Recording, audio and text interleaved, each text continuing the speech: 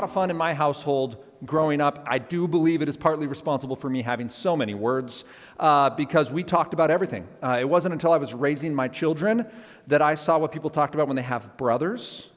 Like, I watched my boys. So I have 3 kids, Owen, Henry, Hadley.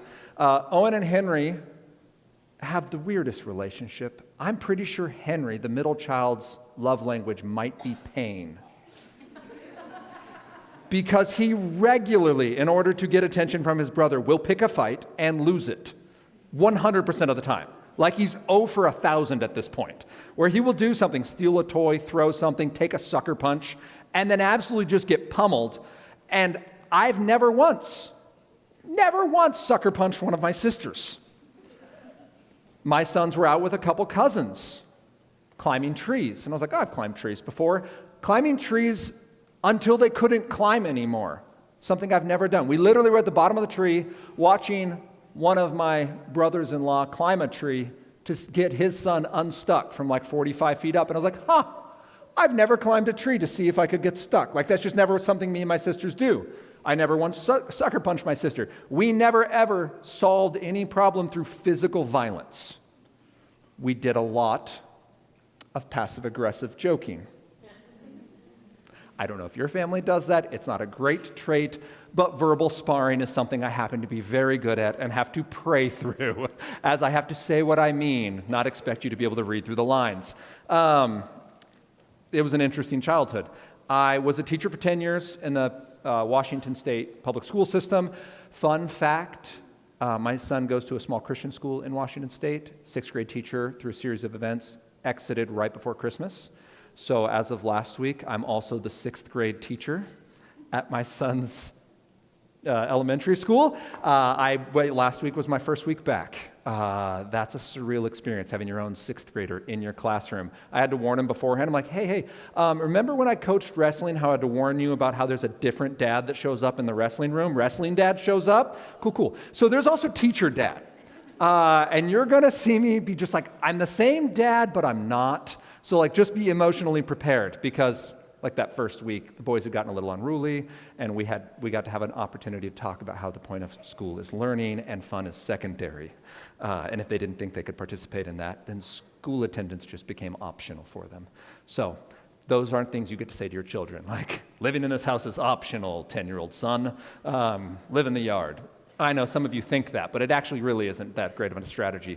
So I do get to be a current school teacher. I am passionate about young people, really upper elementary through high school into college, learning how to live the way God called them to live. As Christians, we are sinners saved by grace, so we are individuals who recognize we have issues, that the only solution for those issues is a new heart, and there's only one source for getting a new heart. It's a God who can actually change that heart, to take our desires and not just improve them. I'm not Nathan 2.0, where God's been like, you're pretty good, but here's the updated version, but that I die and Christ now lives in me. That's my passion for my kids, for every kid I teach, and for you all. So tonight, we're not just talking about how to avoid bad tech. It's how do you use the best tech well? How do you, as new creations in Christ? By the way, the fact that you're in a church and came here with a church does not convince me you are a Christian any more than you walking through a drive-thru would convince me you are a car. Right? Your location does not convince me of the situation of your heart. What I do care about is, if you recognize you have a problem, and you recognize there might be a solution, and for Christians, it would be, we recognize the solution is faith in Christ. I was just reading Hebrews 11 today. Faith is the assurance of what cannot be seen, and then he runs through by faith what people do because of what they believe. Today, we're talking about what do you do? Does it reflect what you believe? Some of you are making choices that do not reflect the person you want to become or that you are called to be in Christ. Some of you are making choices that exactly align with who you are today. You may not like the outcomes you're getting, but you're doing the work to get that outcome. So the process isn't try harder. The process is change the practice. And that's what we're talking about today. Before we move on to that, though, I do need to tell you a little bit about my humans, Owen Henry Hadley, because they're going to remind you of some people you might know. My oldest, Owen, is 12. He's your classic type A firstborn. Any firstborn in the room? Any? Okay, come on. Now, this is not all of you, but some of you. Firstborns have a stereotype. They tend to like rules, follow rules, and if there aren't enough rules, they make up rules so other people have to follow them. Okay? Owen was one of those kids when walking through this grocery store would turn all the labels of the cans so they'd face the same direction, right? He's the kid that closes all the drawers in the room because that just drives him bonkers. He loves sports with rules. Baseball is currently his favorite. He loves baseball because there's rules on rules. We're Mariners fans. The Mariners went to the playoffs. That's kind of a big deal for us because we kind of forgot they were a professional team. And in that, there was a situation in which a base runner on the Mariners was running from first to second, and a player on the Toronto Blue Jays threw a ball and struck him because he jumped. And the question was, what do you do? Don't worry, they have a rule for that. They're like, hypothetically, what would happen if a base runner was running from first to second during a playoff game, jumped and was struck by the ball, stopping him from throwing out the first base runner? There's a rule. Just tomes of rules, and Owen loves them and memorizes them and then does his best to make them apply to real life somehow. Like if that was baseball, that'd be illegal. Like, it's not baseball. Please stop. Then there's Henry. He's 10. Henry is so different from his older brother. Henry's the most present person you've ever met.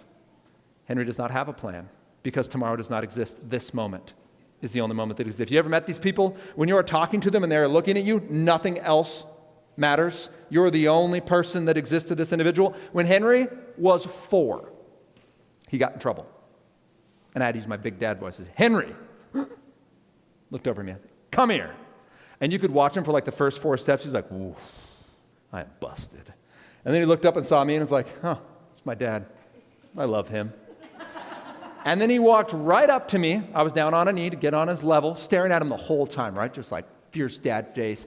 Walked right up to me until our noses were touching. Put his hands on the side of my face and said, yes, Daddy. And I was like, clearly you don't remember what this is about anymore. And I don't know what to do anymore because the whole premise of that long walk was to make you think about what you did and you totally forgot. Because that was then and this is now. In this moment, you and your father are having time together. It's very hard to discipline and raise Henry because he is in this moment. He walked into my house one time with one shoe on. Got home from school, backpack on, shoes not on. I was like, Henry, where's your other shoe? And he looked at his feet. He looked at me. He goes, I don't know. Not like I'm looking for it. He's not worried about that because, Dad, you can't change the past. The future hasn't happened yet. I'm a boy with one shoe. Love me as I am.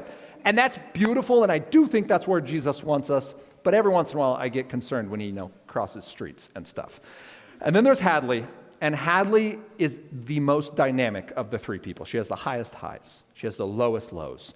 She feels all of the emotions, and sometimes those emotions are she's the one that can be like tears running down her face and then be like, I love you, Daddy, and had just been screaming at me, and I'll get emotional whiplash. I don't know how to feel. Things like this. She let me know the other day that she wants a cat. I'm like, we can't have a cat. I'm allergic. She leaves. Proceeds to tell her mother, when Dad dies, I get a cat. That's what she heard from that conversation. I was like, I actually don't, the amount of anticipation you expressed in getting the cat makes me worried, actually.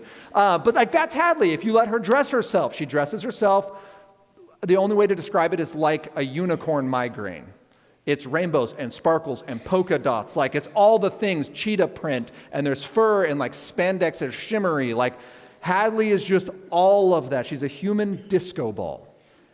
She makes every room she walks into a party, and if you happen to have a party when she walked in, it's now her party. She's one of those people, okay? When we think about tech with my children, Owen loves tech that gives him structure and order. He likes calendars. We got a screen that's a calendar now. He loves it. He'll check it every day. Sometimes he'll add things just for himself so he can check it off. You know these people. They write things on a list that they've already done so they can that's Owen. He loves it. He loves coding because coding works. Occasionally, he gets frustrated with coding. Have you ever seen someone rage code? So I've seen people rage quit, and that makes sense because you're overstimulated. You don't know what to do with your emotions. You throw a controller. I have watched this young man when trying to use Scratch, if you've ever used that, an MIT program for learning how to code. Have his code not work. And just I came in the room what's going on, buddy? He's it's not working, just tears streaming down the face, trying to figure out code. And I'm like, this is interesting, right? Just like trauma, but it's such a slow pace. Like, it's interesting. But that's like his structure, and he gets so frustrated when he's put the right inputs and it's not giving him the right output, both coding and in life. He believes if I do the right things will happen. Is that true? It's true that if you do the right things, you give yourself the best chance. And when things go wrong, you have the most slack in the line, right? The rope won't snap because you've given yourself some space.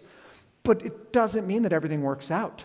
We've all been around good people that have bad things happen to them. And that is Owen's frustration with the world. He wants to use technology in order to control everything so he can get his outputs. He once told me he wants to be president, and I was like, no, son, I think you want to be dictator. Like, in the context of that conversation, it was that the world would be a better place if they just followed your rules. That's not actually the way presidency should work. That's Owen. Henry, though, with tech, doesn't really try to overuse it for control, but he does, being so present, he does fall prey when tech sets goals for him. If there's any technology, even simple technology. So something that might strike us would be like, if a show auto-loads the next show, Henry will not have the presence in 9 seconds to click out. He'll be like, hey, look, that thing's counting down. Ooh, another show. And like now he's locked in again, right? And he will not come up for air. He'll just stay show after show after show if someone does not like remove the screen. Then video games, if it sets goals or levels or quests, like he's going to constantly pursue that next thing. But even little learning apps like Duolingo, when Duolingo's like, ooh, you could leave because your dad said 15 minutes, but for 5 more minutes you could get Emerald League. Just give us 5 more minutes, right? Like Henry will fall for that every single time because he's so much in this moment he forgets that there are other moments involved. And then there's Hadley. Hadley's the type of personality that conveys very well in 6 seconds. It does not take long to get a feel for how energetic and enthusiastic Hadley is. She will do just fine in the world of social media, but when we think about the downside of that, are people always nice on social media? Do they always have a reason for not being nice? In fact, some people will just be mean because you're doing well and seem nice. I know that sounds confusing, but we've all seen that, right? Oh, I hate that person. Why? She's just so peppy. Apparently, that's the reason we hate people now. And we will let them know, also through social media. So that's a place where I, as a parent, have to guard my daughter's heart. To know, yes, you can experience great joy and help people and share the gospel through these means. And mean people are out there. What are we doing to make sure that they don't get to define who you are and that Jesus does? So as we begin this conversation about using the best tech well, know my past and my kids are major motivators for me. And hear my heart behind that as we talk about how you can use all the tech that makes you look more like Jesus. All the tech that helps you produce good fruit. So, in that, 2 verses I want you to have in your head as we dive right in. Philippians 4:8. This is a verse, if you're ever like, yeah, but what does the Bible even say about technology? Ooh, please listen. Finally, brothers, whatever is true. I could just stop right there, huh? Like, is it true? Whatever is honorable, whatever is just, whatever is pure, whatever is lovely, whatever is commendable. If there is any excellence, if there's anything worthy of praise, think about these things. So the music we listen to, the shows we watch, and the games we play, the social media we use, both the posts we consume and the posts we create, the things we share or shout in the lunchroom or talk about in the hallways, this is officially our standard for that. Is it true, honorable, just, pure? Okay. Then we look at how it affects us. Galatians 5:22, fruit of the Spirit. Fruit of the Spirit is love, joy, peace, patience, kindness, goodness, gentleness, faithfulness, self-control. I'll give you just 3 of those because that's a lot. The tech you use should produce love, joy, and self-control. If it doesn't, it might not be producing the fruit of Jesus.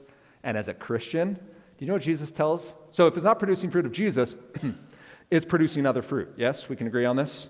Okay, so if the thing coming out of you isn't love, joy, self-control, it's something else. And if something is causing that, then that's not of Jesus. We're still on the same page? All right, Jesus calls that sin. When we produce fruit that is not in keeping with who God calls us to be, that is sin. What does Jesus say to do with anything that causes you to sin? Do you remember? You cut it off. You cut it off and you gouge it out, is actually it. He comes from talking actually about anger towards others, then about lust as adultery, and then says if anything causes you to sin, cut it off and gouge it out. Your right eye or your right hand. If you think about, let's talk about eye. If you cut off your right or gouge out your right eye, I always get stuck on like that. That would be painful. Not the point. What happens if you live the rest of your life without an eye? You can still see things. You lose depth perception. You're going to be running into doorways for the rest of your life. It's going to be super inconvenient. For the rest of your life, you're not going to be able to throw darts, ever. Because you can't tell how far away it is. You only have one eye. Jesus is telling us that if something causes you to sin, it becomes expendable, even if it's super important to you. Even if they'd have a really high cost, like, but all my friends are on that app. Does it cause you to sin, though? But all my friends play that game.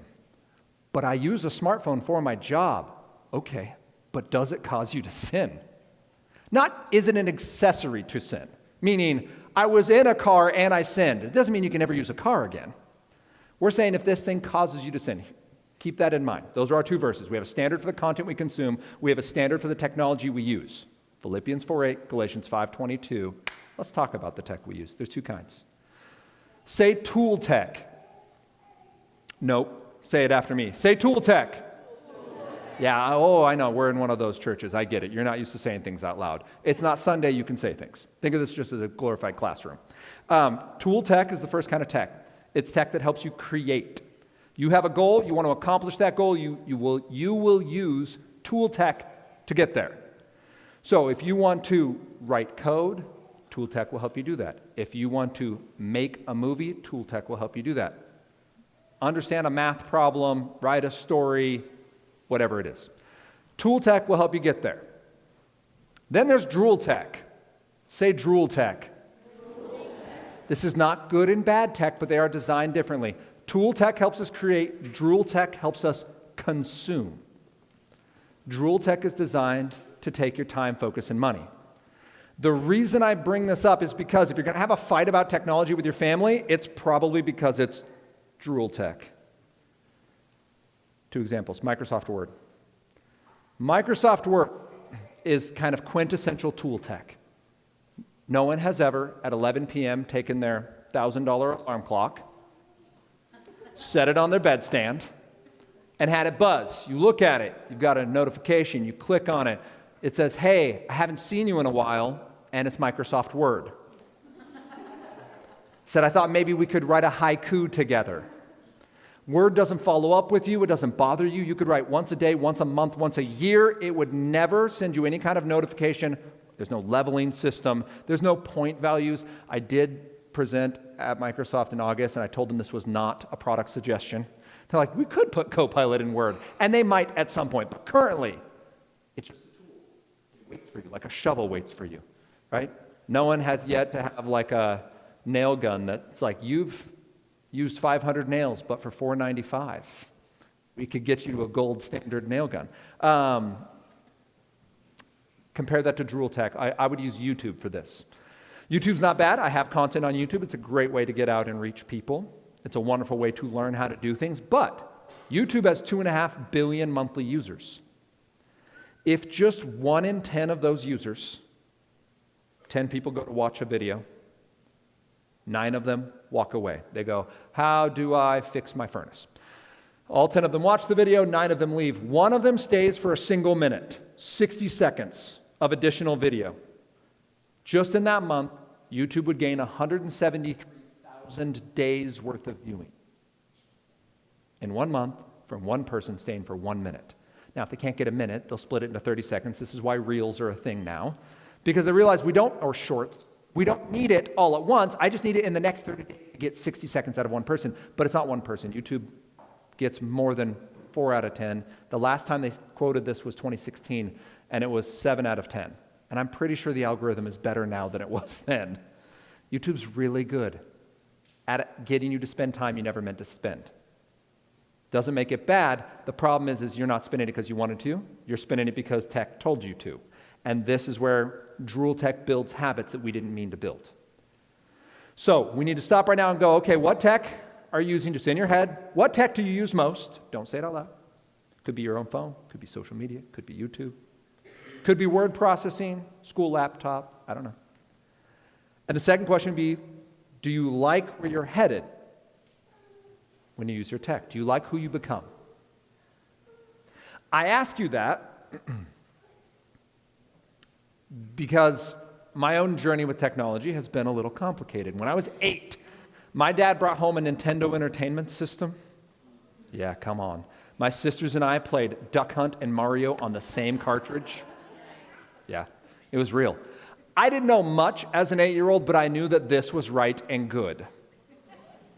This was before anyone would call themselves a gamer. That was not a moniker that we gave ourselves. This was before it was cool to be a nerd.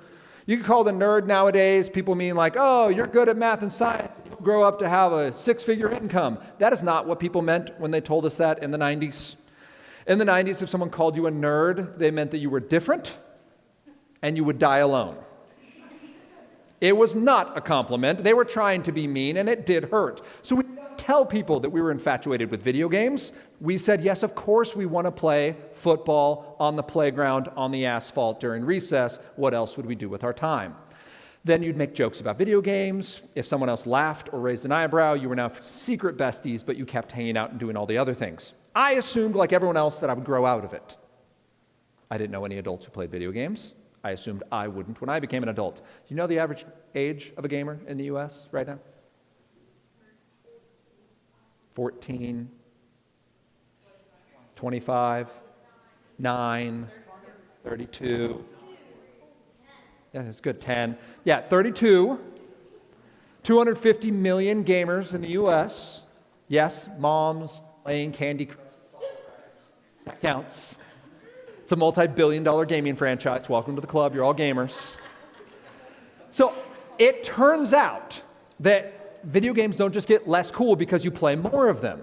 It turns out you just get dissatisfied with that console and you make a new one. So when we went from regular Nintendo to Super Nintendo, it wasn't because regular Nintendo was no longer cool. If you take someone who's never played a video game, put them on original Nintendo, they will enjoy it. I did it with my own kids. They didn't know how to hold the controller. It was actually very sweet. I was like, oh, I never thought about that. Like, I got to actually tell you which side to hold that and how to use the controller. All right. So they played it. They loved it. It blew their minds. But we got tired of it, so we made a Super Nintendo. And then PlayStation, and then N64, and then Xbox. And now we have, what, PlayStation 5, it's $600, $500. Xbox Series X is $600. We have a device now that you can strap onto your head. It projects the game directly into your brain. Because if your head doesn't smoke when you're playing and it's not intense enough. Now that's important to know because those devices, those new gaming consoles, they're not for you. They don't believe that 12 to 15-year-olds have $600 to drop on a gaming console or $2,000 to drop on a gaming PC. Those are for us because we have 30 years of entertainment scar tissue built up, and we need something that can cut through that like a laser beam. It also explains why when you play those video games right before bed, you just lay on your bed and vibrate because you're so overstimulated because that's your baseline, but it's actually meant for me. That's important because video games didn't get less awesome. I ended up as a full-grown adult with a wife, a house, a master's degree in teaching, a career job as a teacher, and I was still compulsively gaming. It looks like this. One morning, 2 a.m., I pushed back from my desk. I'm like, oh, man, I was going to be done at midnight. I did not get done at midnight, and in my defense, my squad was terrible. So I was just like, just one more round, just one more round, just one more round. And instead of being done at midnight, I was done at 2. I was going to church at 6. My wife, how to put this gently, she hadn't asked if I was gaming late at night, so I had failed to mention it. Now, I say that lightly. Let's just say it out loud. If you have a behavior that you're hiding from people who care about you, there's a very good chance that behavior is bad for you. But I wasn't there yet. So I was gaming after my wife went to sleep. She's part cat. She goes to bed at like 8:30. I am a bit more of a night owl, so she goes to bed at 8:30 if she can. She'll get a nap in the middle of the day, right? Like pre-kids, she's like, I'm going to nap for an hour and sleep 11 hours at night. So I was like, great, what do I do after 8:30? That's a great time to play video games.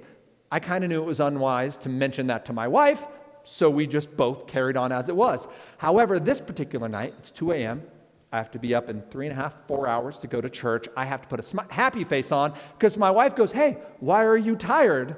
I will now have to tell the truth, and I figure that would be problematic. So I solve it, very simply, as we all do, with prayer.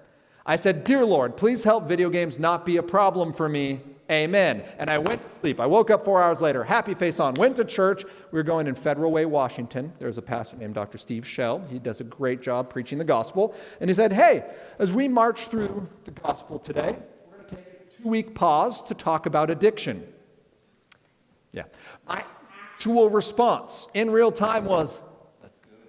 Someone here needs that.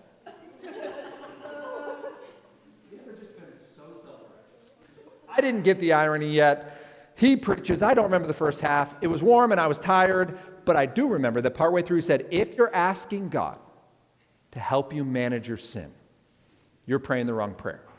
God doesn't manage sin, he kills it. And I was like, oh no. I remember that like 5 hours ago at 2 a.m. I asked God to help video games not be a problem for me. That it was May 15, 2011.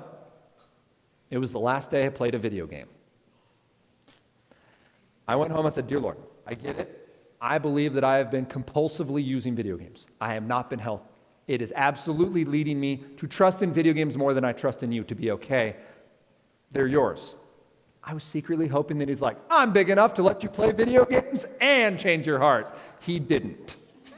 I do think he could. I think he's just being obstinate. I'm almost okay with it. What is it, 15 years later now? It's cool. I'm sure it gets easier with time. With this idea, it wasn't pretty at first. If you're thinking about a tech in your head that doesn't make you look more like Jesus, you're like, yeah, but what would life look like without it? Yeah, I know. Let's walk through what this meant. 3 weeks later, I'm digging a hole in my backyard, only semi-morbidly. I have a little conversation with God. I say, dear Lord, do you mean that the rest of my life is wake up, go to work, come home, do more work, go to bed, rinse and repeat, and then I die? Like, this is what I see. My conversation with God was based on the fact that I was frustrated because video games are the way that I have fun. They're the way I blow off steam. They're the way I enjoy hanging out with my friends. When I hang out with my best friends, guess what we do together? We played video games. If I had a great day, something good happened at work, my students, crushed the state test, what am I going to do to celebrate? Okay. Inverse. I have a bad day. I'm feeling very stressed. How do I manage my stress? Okay, I have a fight with my wife. How do I recover from a fight? Okay, you're seeing it. I process every single major emotion through video games. I go to a funeral for a friend. What did I do as the first act upon entering my home? I had no emotional maturity. I did not know how to handle feelings. In fact, as I've now processed years and years and years, I learned that gamers were pretty bad at rejoicing with those who rejoice and mourning with those who mourn, because that requires that I stop what I'm doing to be a part of what you're doing. And generally, I just let you do what I'm doing. I come over to my house, we'll play video games. You can't come? Get on the server, we'll play video games. What? Okay, that's fine. I'll play video games. You can join when you're ready. I don't do great at leaving my emotional safety net. And the Lord is very graciously preparing my heart for some really, really hard things that were about to happen. We're about to go through some incredible trauma, not through anyone's sin or mistakes, but because life is hard sometimes, even when you live it right. And he was giving me just the smallest bit of runway. He asked me a simple question when I asked him, Lord, do you mean that this is the rest of my life? He simply asked, do you trust me? Which is an unfair question, by the way, because we all know the right answer to that. Do you trust me? Like, yeah, sure, I trust you. And I just want to make sure you know what you're doing. Just make sure you tell me where this is headed, because I don't understand why you won't give me video games. Just fix my heart and make it better. This is kind of on you, really, at the end of the day, God. I'm not the only one that's prayed that prayer, right? We've all been like, Lord, I trust you with everything. Just make sure it makes sense to me first. That's not the way prayer works. Prayer works of, Lord, life belongs to you. Do with it what you will. And that's a beautiful sounding prayer, and it's not the most fun. When he goes, great, give me that thing that's hurting you. Like, ooh, this thing though, I kind of love it. In fact, I'm not sure that you're better than it. In fact, I have no idea what I'm going to do with my joy or sadness if you take this thing from me, because I haven't processed real emotions in 15 years. Like, I don't know how to feel angry. Turns out that I have both ADHD and anxiety. You know, fight and flight, people get panic attacks. I get the ones that make me want to punch stuff. Not because I'm mad, because my body goes into the fight, not the flight. I get all the same adrenaline that you get when you're fighting somebody. If you've never done that, it's fun. It's like your whole body's on fire. And you have to figure out how to do it. I now ride bikes to deal with my emotions, because you can only ride them so long before you're so tired that you're like, I'm not even mad anymore. I don't remember my name. In this process of figuring it out, God asked me, do you trust me? It reminds me of when he was talking with Peter. Remember Jesus and Peter by the lake? Peter denied Jesus 3 times. But that's not where the story ended. I was reading through the Gospels, and I realized, the next time Peter sees Jesus isn't at the side of the lake. It's in the upper room, because only Thomas was missing. Jesus comes back alive, walks through the walls, because he is more real than the vaporous reality we understand, stands amongst them, and proves to them that he is alive. Peter's there. Then it happens a second time. Peter is there. Peter's response to that was, wow, I'm such a sinner and God is so good. Praise you, Lord. Yes. His response is, I'm going fishing. I don't think I can do this anymore. And Jesus just leaves him and goes, that's a bad choice, Peter, right? Jesus wags his finger at him. What does Jesus do? He meets him at the lake. He actually tells him to cast the nets just like he did the first time. He met Peter, and Peter does a very Peter-y thing and puts on all his clothes and goes for a swim. And they have a conversation. And Jesus says, Peter, do you love me more than these? And it is easy to read that as more than these disciples, but if you read that in context, it doesn't seem to be he's talking about the disciples.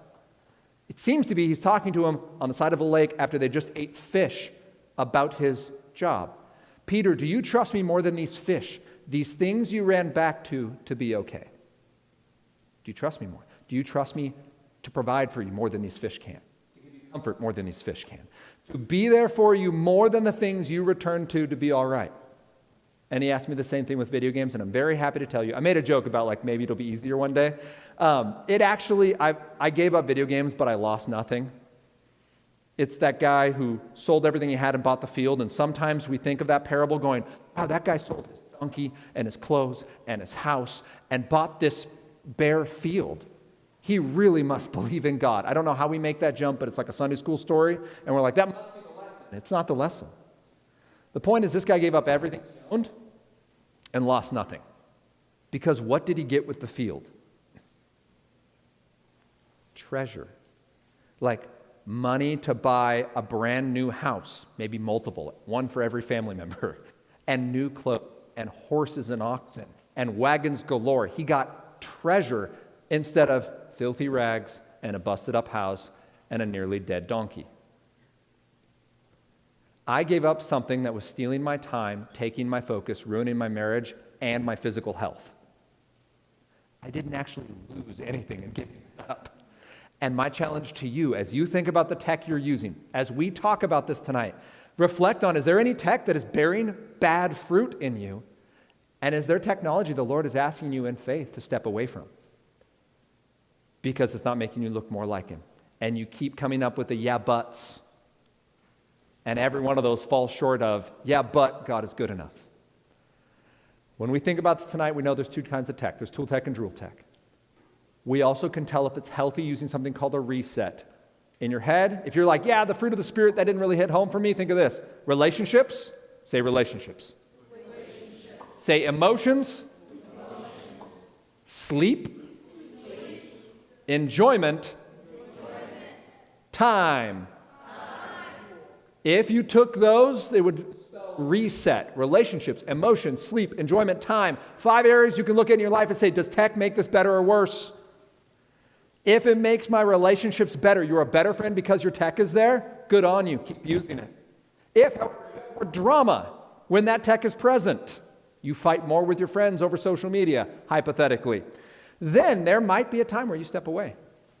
Your emotions, Meaning, do you need this in order to be okay? Like I needed video games to calibrate my emotions. Some people need an AirPod in with a slow drip of lo-fi because they get anxious in crowds. That's called coping. I don't blame you, but just recognize that's not sustainable. You need to find a way to have the contentment of Christ. Maybe it's professional counseling.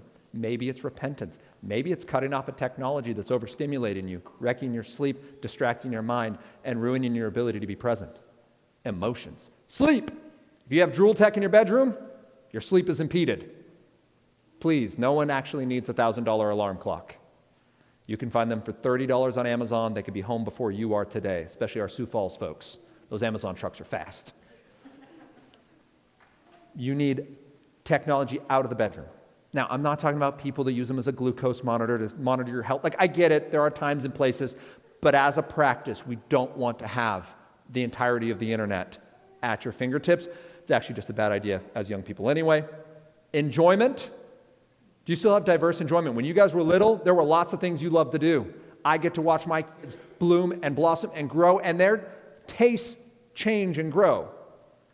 Owen used to love soccer. Now he loves baseball as his passion for organization comes in. He's moved from loving second base to loving pitching as his competitive spirit comes out. Parents, you know this, when they grow like weeds, they hit that spot where Owen went through 4 shoe sizes in 5 months. Right? He did that. I'm like, oh, pitching's going to be fun for you because you gained 4 inches and 15 pounds in 5 months. Right? Those things happen, and their tastes change. Well, we want to make sure it doesn't happen with enjoyment. We want to make sure that it's not one enjoyment eclipsing everything else underneath it. This one technology entered your life, and now you don't love hanging out with these friends or participating in that sport or doing this hobby or activity, drawing, singing, riding horses, whatever it might be, because this technology is all you love to do now. That's for enjoyment. Time. Can you be content? Can you use it and walk away? That brings us to our conversation. When we think about AI, actually, let's not start with AI right now. We're going to do a fist to 5. Hold up 5 fingers. Highest possible score is 5. Lowest possible score, make a fist. Make a fist. Y'all went to sleep with your hands up right then. Okay. So, you can do a fist, 1, 2, 3, 4, 5, hands down. I'm going to say a type of technology. You are going to show me your grade that you would give it on a scale of 0 to 5. What do you think about it? I will then have you turn to what I'm going to call an elbow partner, someone you can bump with an elbow. Fine. Now, someone you can bump with an elbow. This is the person you're going to turn to. And you're going to tell them the reason for your score. First, technology. Show me what you think of on a scale of fist to 5. What do you think about social media? Social media, show me right now. I can see your hands. You're not that far away. Okay, turn to your neighbor. 30 seconds. Go.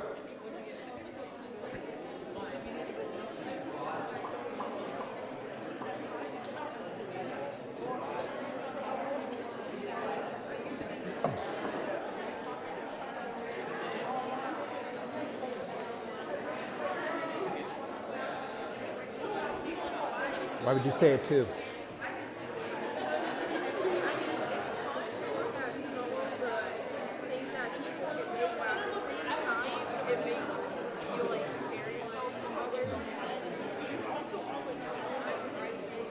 It's true. All right. Well done. Okay, let's try another one. Fist to 5. Your feelings on video games. Show me first. Don't talk yet. Show me. 0.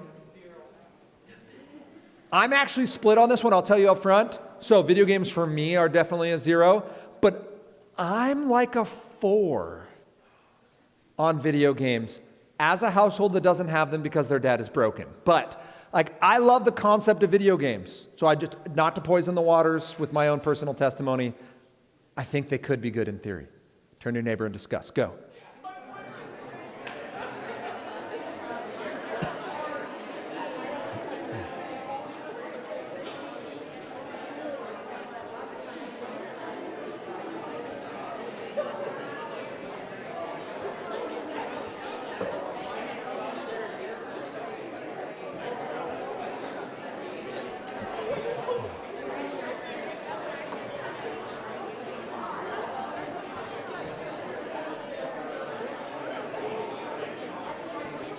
5 seconds.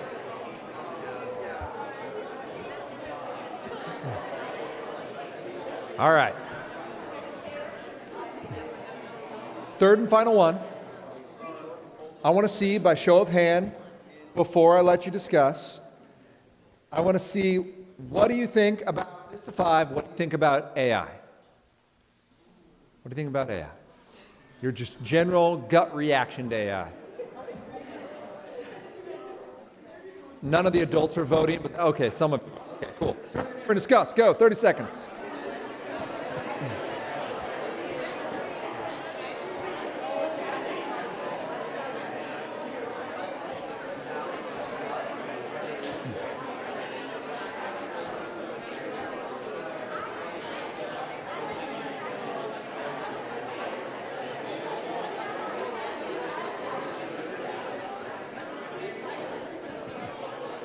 Five seconds.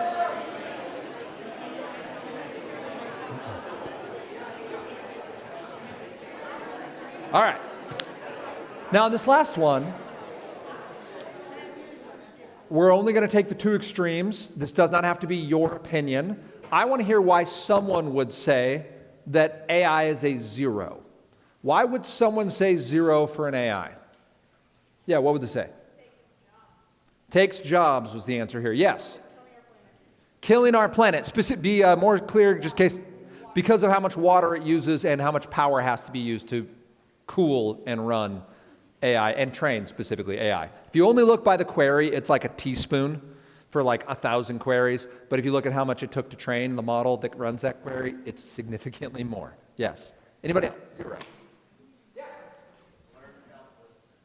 Learned helplessness. If something does something for you, you may never do it yourself. Anybody else? If you don't know what that would look like, people just ask your parents what their phone number was growing up, and then ask them the phone number of any person they've met in the last 5 years. That would be an example of learned helplessness. Yes. Anybody else? There was another 0? Yeah. I think not knowing what's real. Sure. The distortion of reality. Okay. Yeah, one more? Sure. With the distortion of reality, we have the inability to know, was what I saw deep faked, or is this actually what happened? Yes? It might kill us all. It may be Skynet and that the end is upon us. So this is a diversion, but just on that, when you think about AI, before we get on to the 5s, let's spend just a quick minute on making sure we know what we're talking about. So AI as we know it currently has multiple levels, but it stands for artificial intelligence. It generally is machine learning. Most of it is LLMs, language learning models. So basically, we've trained computers through a bajillion neural connections to be able to do a series of if-thens using just language and responding with language. So when you train an AI model, they're actually training it with paragraphs and sentences and books and millions of pages of text. That's actually how you train these things, which is phenomenal. And I know that's what happens, but it's still hard for me to wrap my brain around. Today, I was reading, just in the last 2 years, the frontier models for each of the major ones. So Claude, Llama, X, OpenAI's ChatGPT. I'm forgetting 2 of them, but anyway, the major 6. There's a group called Apollo who did a research piece on them last year. And they wanted to know how accurate, they do tests for hallucinations. So if you ask an AI for a question, it'll make up an answer sometimes. And if you know enough, you can call it on it. It's like, oh, I'm sorry, I made a mistake. Here's the actual thing. If you don't know enough, you don't know. It just makes up information occasionally. And it sounds really confident, and it'll include a link, and the link will be bogus, okay? So they were doing some research on that. Then they basically test the mental health of an AI. Because if an AI is sort of like a brain, then it sort of can go bad. Someone needs a counselor, psychologist job for AI. So they do this test, and they found out that 5 of the 6 frontier models, the most powerful models we've got going for AI from the 6 biggest companies on the planet right now, have a propensity to lie.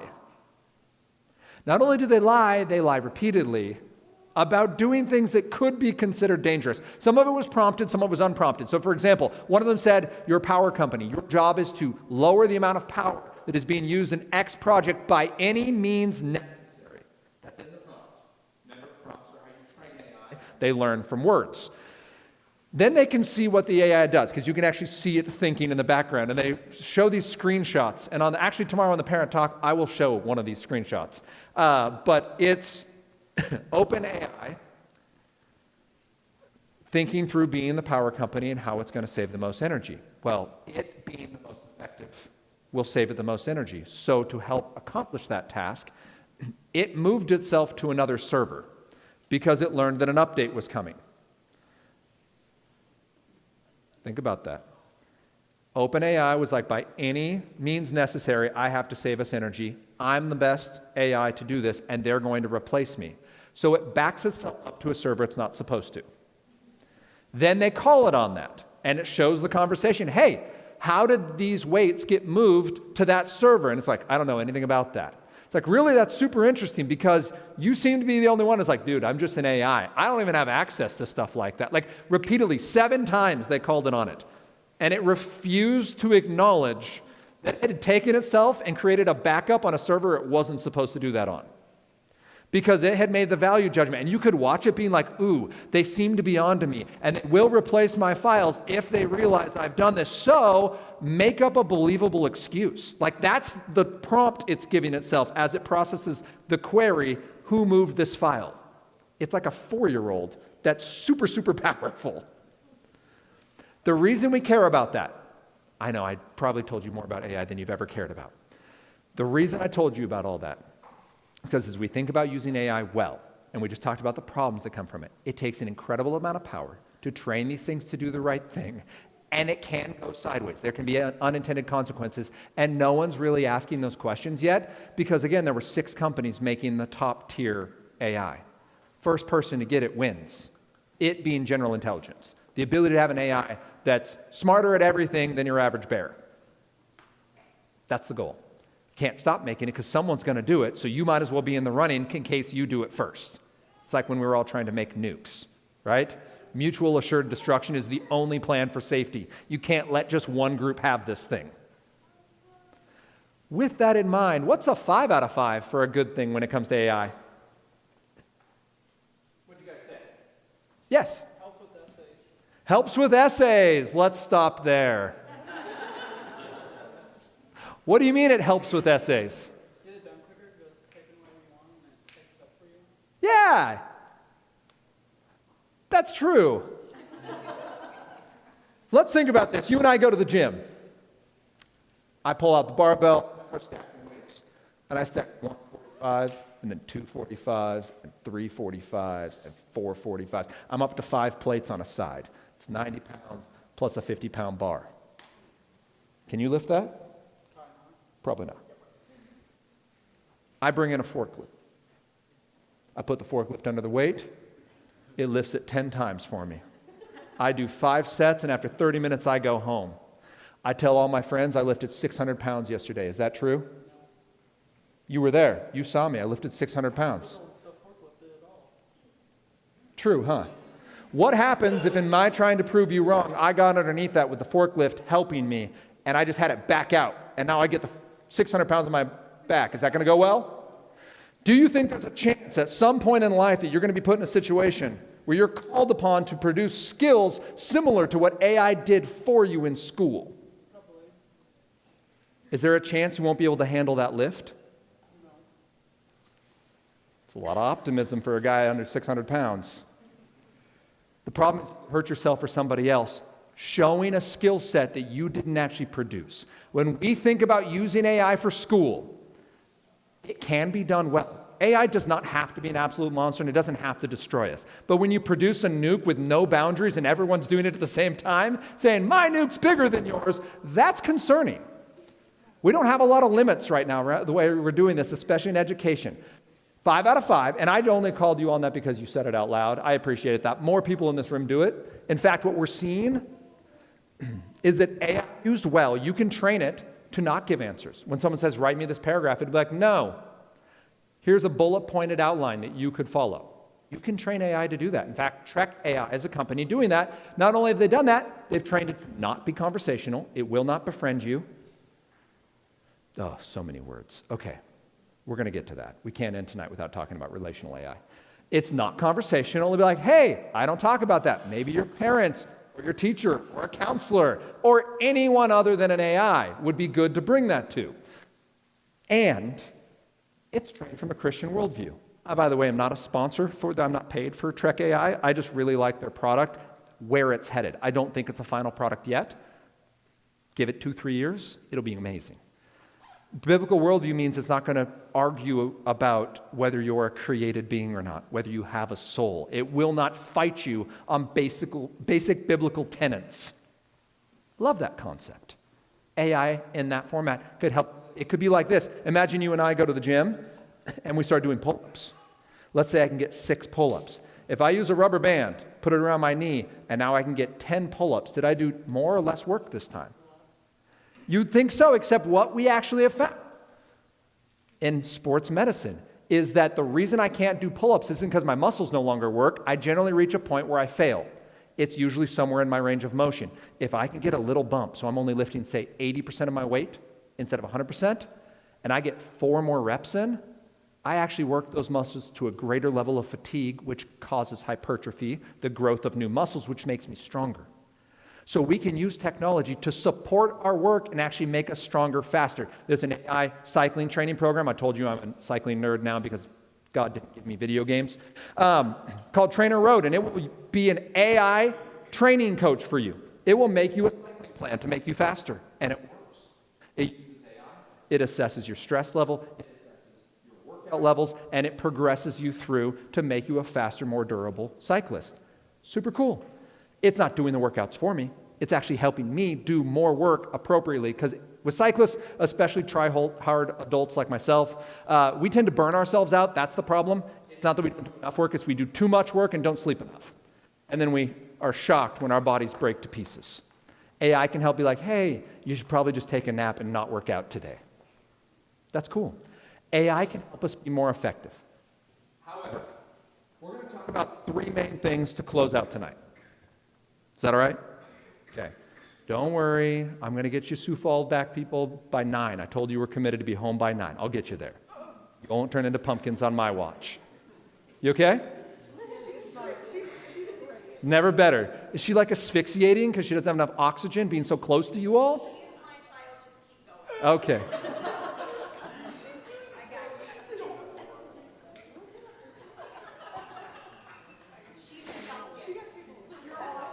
That does.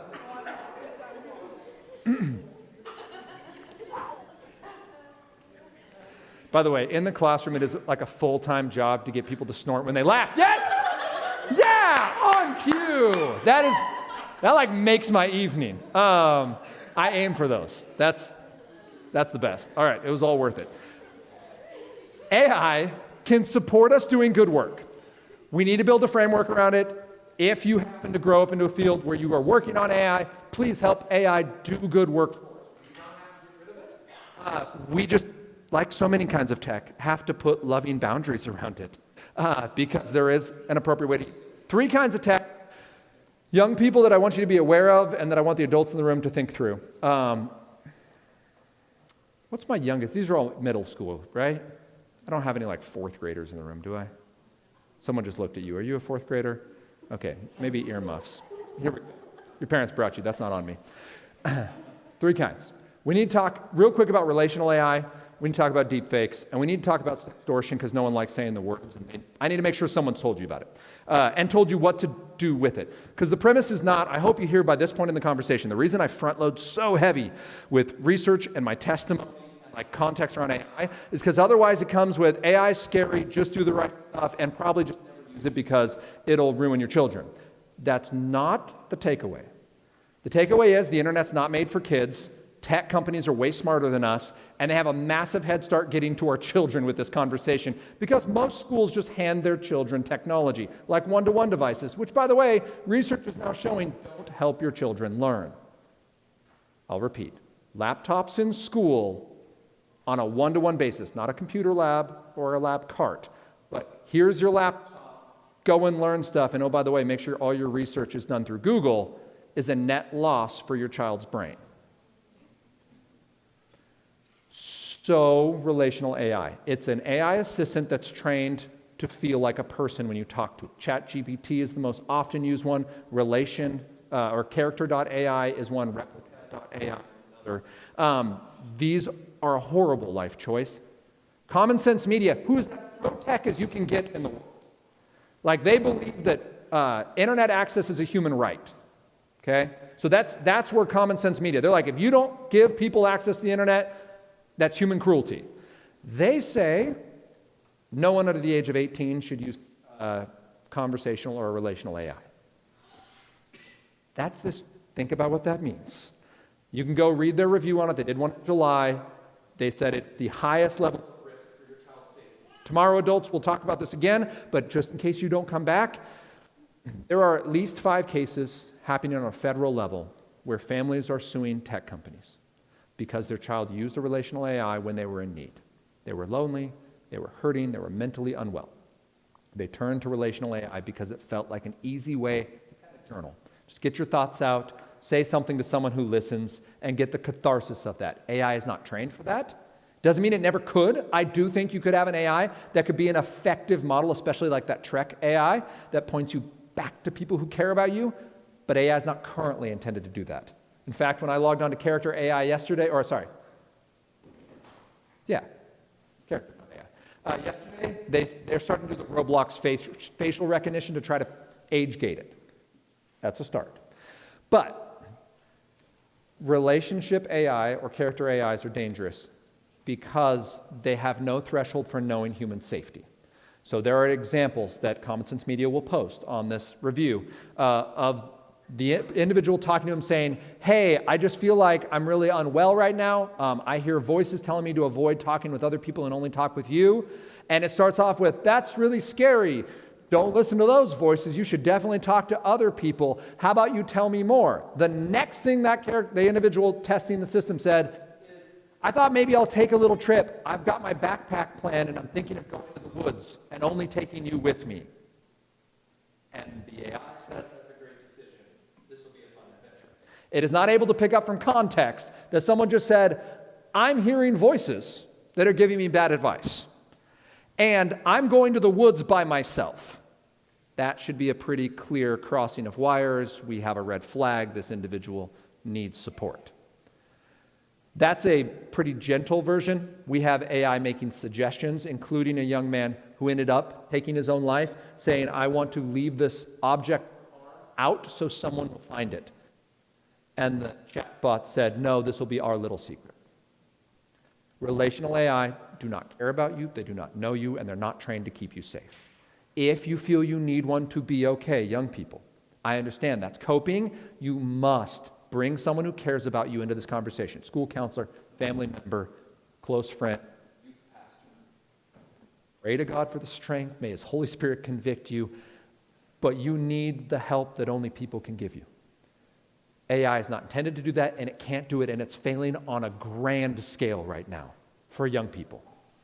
That ability to tell reality from fiction breaks down very quickly. So, relational AI is scary. 3 in 5 teens use it. 1 in 3 teens say they like it more than real people. Understandable, because AI is sycophantic. It tells you you're the best all the time. Imagine that you are a supervillain in a movie, and it is your insane little assistant, telling you that everything you do is awesome and you're the prettiest one that ever existed. Like Sonic the Hedgehog, where they have Dr. Robotnik and his weird little guy that still serves him goat milk lattes. Right? Like, AI is that guy to you. No matter what you do, you're always the best one. I hope that hit. I love all 3 Sonic the Hedgehog movies. They're surprisingly good. And I'm looking forward to Mario Galaxy. I hope it's good. Right? Yoshi, it could be so good. Or it could just be the worst. I don't know. Second one, deepfakes. Deepfakes are anytime you take an individual's image and make it part of an image that didn't actually happen. When we talk about deepfakes involving young people, we are talking about taking someone's image and superimposing it generally on something pornographic. It's happened, so the latest studies show that 1 in 8 teenagers know someone this has happened to. 1 in 17, it's happened to themselves.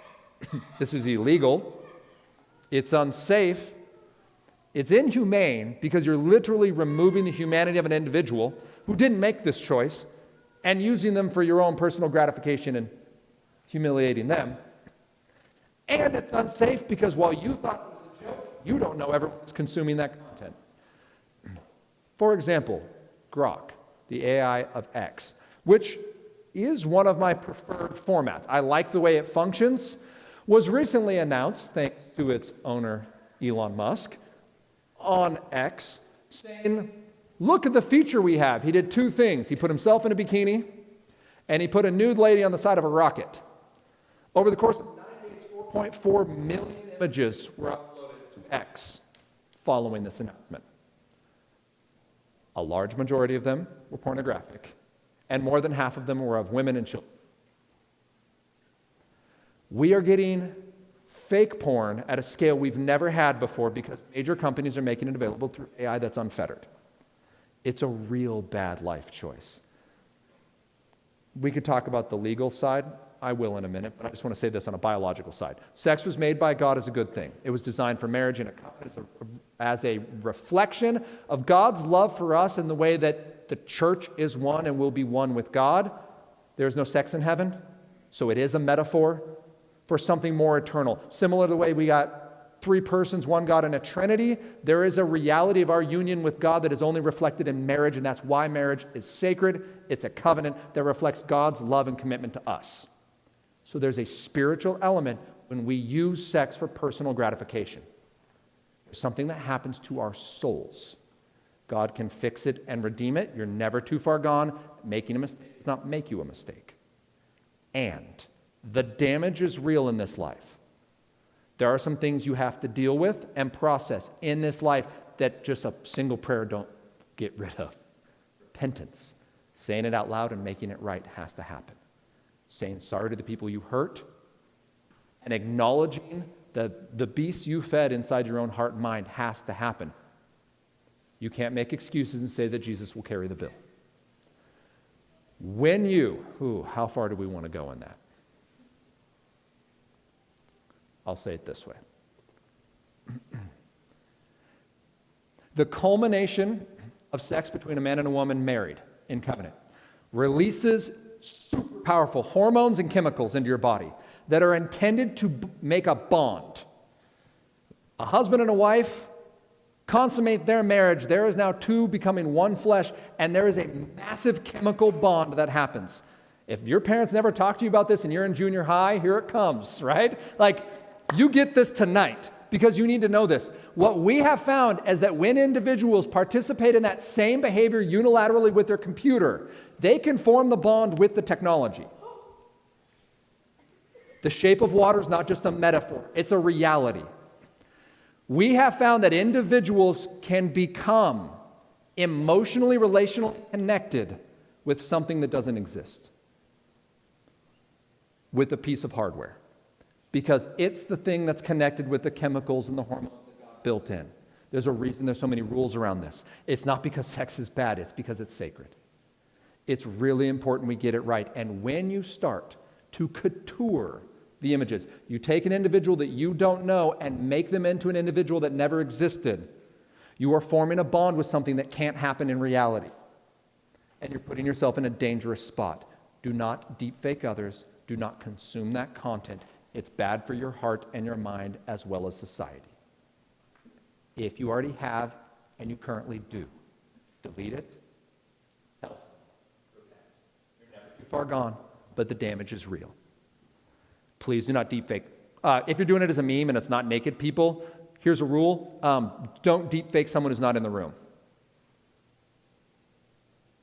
If they're with you and they think it's funny and you make them into, I don't know, Buzz Lightyear from Toy Story, cool. If they're not in the room and you're like, I think they'd like this, don't do it. I promised you a story about that. I had a former student come to me and say, Sutherland, I was dating a girl, or I had a girlfriend. I said, good for you. And he's like, wait for it. He's like, we exchanged pictures. This was before deepfakes. 2 a.m., I was with some friends, like, wouldn't that be funny if you sent it to the group chat? So we did.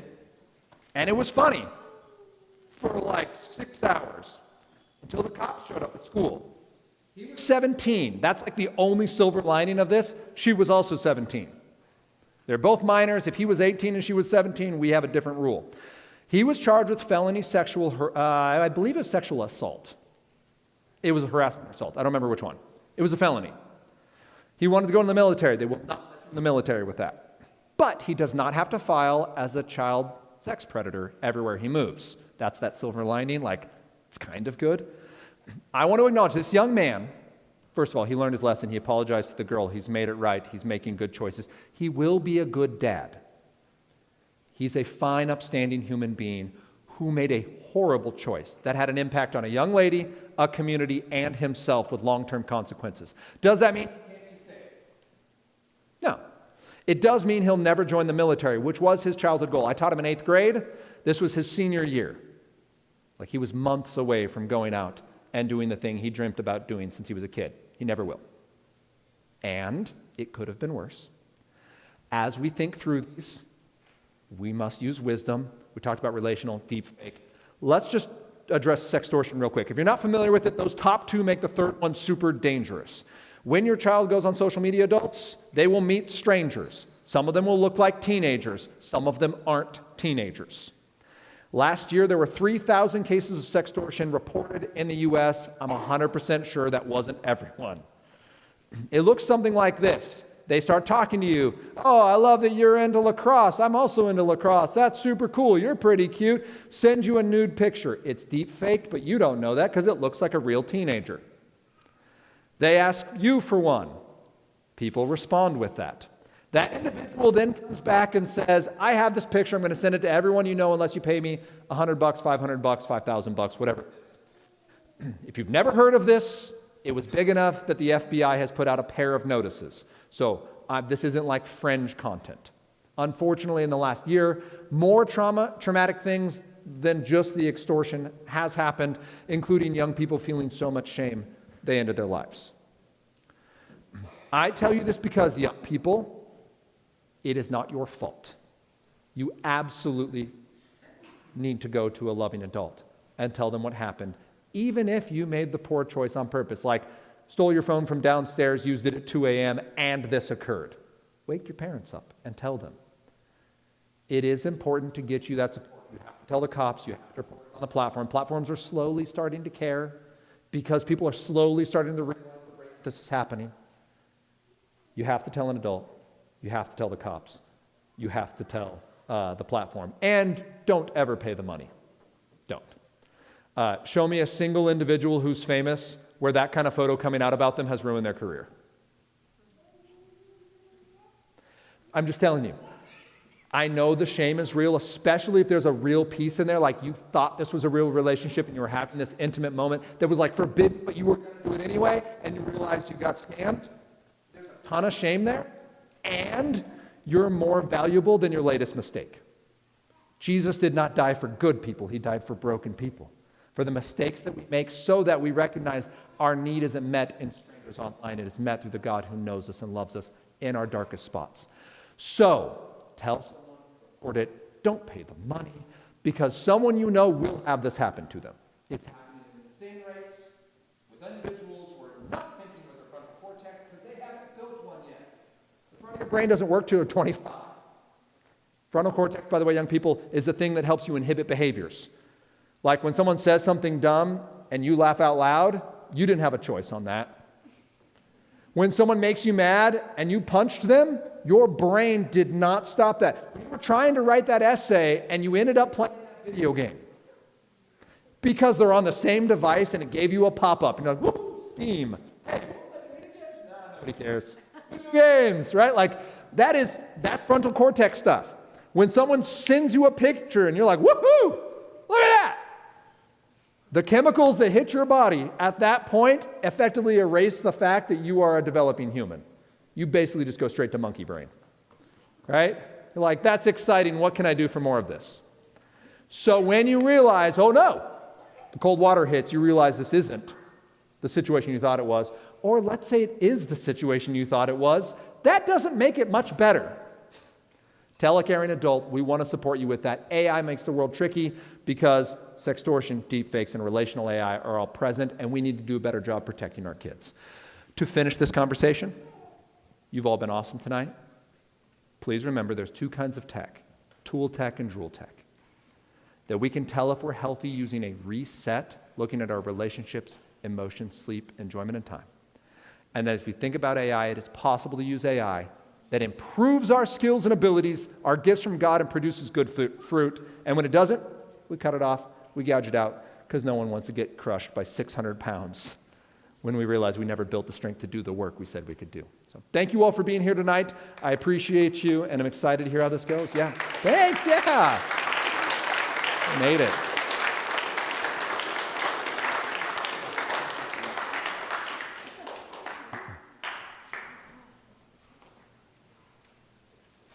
Thank you so much again to Nathan for being here. I learned a lot tonight. I hope you guys learned a lot too. We have a little bit of time if you're able to stay for maybe some Q&A. Yeah. If you want to do, I just wanted to respect our driving Some of you have traveled a long ways, and if you need to go, you absolutely can. To our adult leaders, if you would like to help support some of the travel expenses, there's a little basket in the back. Tom, if you want to wave, it's directly behind Tom there towards that back door. But otherwise, we'll let whatever wave needs to go right now get up and go. Otherwise, we can take some questions for Nathan. I'll be your Vanna White and bring the microphone around. Ooh, I should talk about a couple of resources. Oh, yes. Okay, so resources. If you like podcasts, Gospel Tech is a weekly podcast. Just look for it anywhere that there are podcasts, and you can find that. You can go to gospeltech.net. You can stream the podcast straight through there if you don't want distracting ads and feeds of stuff. So there's the podcast. What else is there? There's a book, Gospel Tech, the book. You can get that through Amazon. And there was a third resource. Oh, I have been so resistant over the last 9 years to YouTube. I've been so resistant, mostly because I'm like so ADHD. I'll try to load something and just be distracted by cycling videos. You laugh. I literally will wake up like 15 minutes later and be like, what was I doing? That example from Steam that I used for you guys was just me on YouTube. I just inserted Steam because it felt more relatable. But I'm trying to build that. So if you check out Love God, Use Tech on YouTube, or just look up Gospel Tech on YouTube, we should be there. It's been a work of love, trying to give helpful, useful reminders of the gospel and how we use the best tech well. That's all. Now questions. Any questions? I answered all of them. Yes. Yes. Oh, okay. Do you want to use the microphone or you just want to shout? I'll repeat it. Go ahead. I was gonna say, I got a loud enough voice, I think. So with your resources that you have, is there like a talk like this that kind of hit home folks, kind of close to home, and I kind of want to send this to somebody who Yeah. wasn't here today? Is there kind of like a video or something that's similar to this that we talked about today in there? Well, I think there's actually this video. Yes, Nathan did let us record it. So Pastor Boo is working on it. He literally has the iPad in his lap right now. There it is. Yeah. So let's get that, and if you send it to me, you guys can post it, and I can post it and make like little snippets of it, and we'll get it out. The next 2 weeks, there's 2 back-to-back AI where I address similar things on the podcast. The first one will just be relational AI and some of the benefits of AI, and the next 2 will be deepfake sextortion. So you can look for that. be St. similar. John Lutheran has a YouTube channel. If you just look up St. John Luverne, it will be on there Perfect. soonish. Love that. Where are the podcasts available? Anywhere podcasts are streamed. So like Spotify? Spotify, yeah. Amazon, yeah. Prime, Audible, Little Purple podcast app. God. It's called podcast? Okay. I was like, it's so confusing because it's so simple. Needs, yeah. And Anybody it's else? just called Gospel Tech. the Gospel Tech. Sometimes you have to look up Gospel Tech with Nathan. I think we have enough traction now that you'll actually find me. Let me know if that's not the case. Anybody else? Yeah. What could be some signs that parents could look for in their children to see if they could be using AI for the negative stuff? So what are the signs for AI, for negative stuff? Two sides of that. The first would be the reset side. So if you have a child who starts engaging technology and then inhibiting or exhibiting negative behavior, so their relationships start to decline, their emotions become unstable, their sleep becomes inconsistent, their enjoyment becomes singular instead of diverse, and their time becomes fixated. They can't break away from either listening to music or using AI. Those would be the conversation points. So as adults, you go, hey, I've noticed when you use your phone now, you come away as basically less of yourself. You come away fighting more with your siblings, talking back more to your mom, getting less sleep, being more irritable, your grades have decreased. Like, what's going on? So you state the behavior, you state the outcome you've noticed, and simply ask the question. And maybe they're getting bullied and they're using their technology as the outlet for like coping, or maybe it is the problem, like with me, video games were causing the issue. But that's the conversation as a parent. That's side one. Side two of that is you should know what's happening on a minor's phone to an extent. So before you give a young person technology, and we'll talk about this tomorrow night, I apologize if we're repeating it. We need to make sure that it's safe, that the child is ready, and that the fruit is good. And the reason I say this is the goal is not when a young person turns 18 to say, here's an unfettered smartphone, go nuts. That's not the goal. The goal is actually to raise discerning youth. So if you were to look at my phone, for example, and if you want to look through this, you're welcome to, I have the dumbest smartphone of anyone you've met. It's grayscale because ADD brain doesn't need Skittle-colored apps. You will notice upon a close reflection that I use social media for a living, but there's no social media on this phone because I don't need instant distraction every time I think about it. I don't even have YouTube because the app experience on this is so much better than through a browser. So I'll still use YouTube, and I upload through YouTube. I literally have a hot link that goes directly to the upload page on the admin side, so I don't have to go through my home page because I get so distracted. So distracted. And it's almost always cycling videos and sometimes wrestling because my life is boring and I love it. And there's only one browser. It's Safari. It has Covenant Eyes loaded on it because I like making good decisions. I'm a 43-year-old adult who has every right to use all the technology that I want to use, and yet there's technology I choose not to use because I like making good choices. That's my goal. That's my goal for my children when they turn 18, is when they turn 18, to have them have a device that reflects their limits and personal goals. I meet a lot of 20-somethings who go to college and either get rid of this thing entirely or dumb it down so much because most of their connection happens through their computer anyway. Their phone needs to support their goals, not direct their goals. That makes sense? It needs to reflect what they think is important. I say all that because safe means you need to make sure your child is ready for this level of responsibility. I had a kid in West Virginia who was like, my parents are mean. They won't give me a phone. I went and talked to his mom and she said, no, we gave him a phone last year. He committed a felony. She said, we've offered to let him use those apps he wants on our phone. He, standing next to me, said, I'd rather not have one. She goes, that's where we're at. A phone for that kid would not be safe. We have an unrepentant kid who's committed a felony already, who says, I will do it again. Give me a phone. We don't deal with terrorists. We're not going to help you be self-destructive. We're going to love you and make some hard choices that you may not like. If you turn 18 and you make those bad decisions anyway, that's between you, the U.S. government, and God. But as parents, we are going to make destructive choices difficult to make. We need to make sure it's safe, then that the child's ready, similar to that conversation. And then we need to watch and see if the fruit is good. So, my kids love watching the show Wildcrats. Yeah. Okay. It's a show through a streaming service that's definitely Drool Tech and 25 minutes of Wildcrats.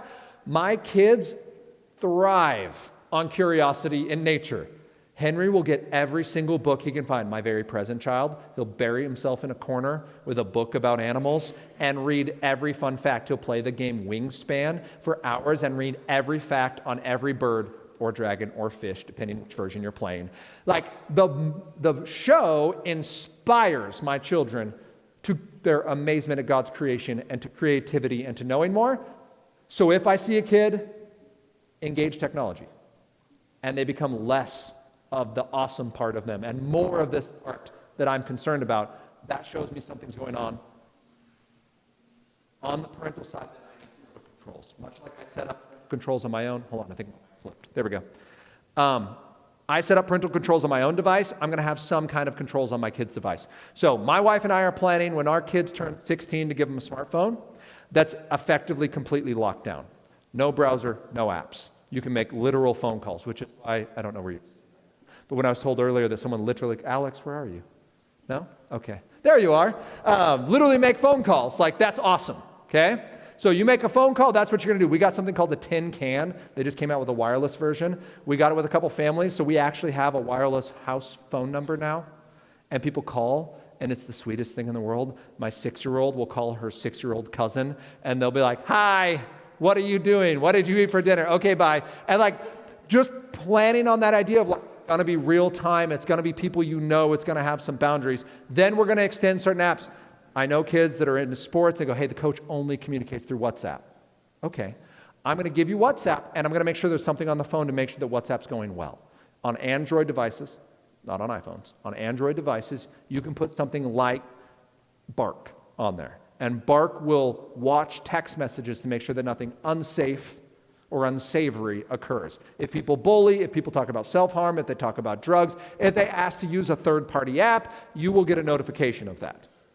So know the tech, know your kid, and know what's going on that piece of technology. Is it safe, ready, and good? Is your child prepared? And what's happening on it? So you actually need to see what's happening. If that felt overwhelming because it was about 12 minutes to answer that, the short version is there's no easy way. These devices do not default to safety. It takes a lot of elbow grease and effort to use one of these well, and many of us are better off just not engaging. If your child's not okay with having supervision, your child may not be okay. Don't make them feel like a criminal, don't police them, and just know this technology is finding good decisions every step of the way, so you do need adult supervision until they're an adult and know their own personal limits and needs. Almost makes you nervous to ask more questions, doesn't it? We just posted episode 313, by the way. So if you think about the number of hours of talking that is, I could go for days. Y'all, I'll be here. You can come up on your own. Thank you for being here tonight. I appreciate you. Drive safe. Bye, guys. And as you head out the door, I want to encourage all of you who came with a youth leader or with a parent. I know many youth groups are here tonight. Do know that if you are struggling with some of the issues that Nathan brought up before you tonight, your youth leaders are some of the safe people, because we are trained and equipped to help you process those things and connect you with the appropriate resources. And if they're not sure, they can send them my way, because I have a master's degree in such things. So if you did not know.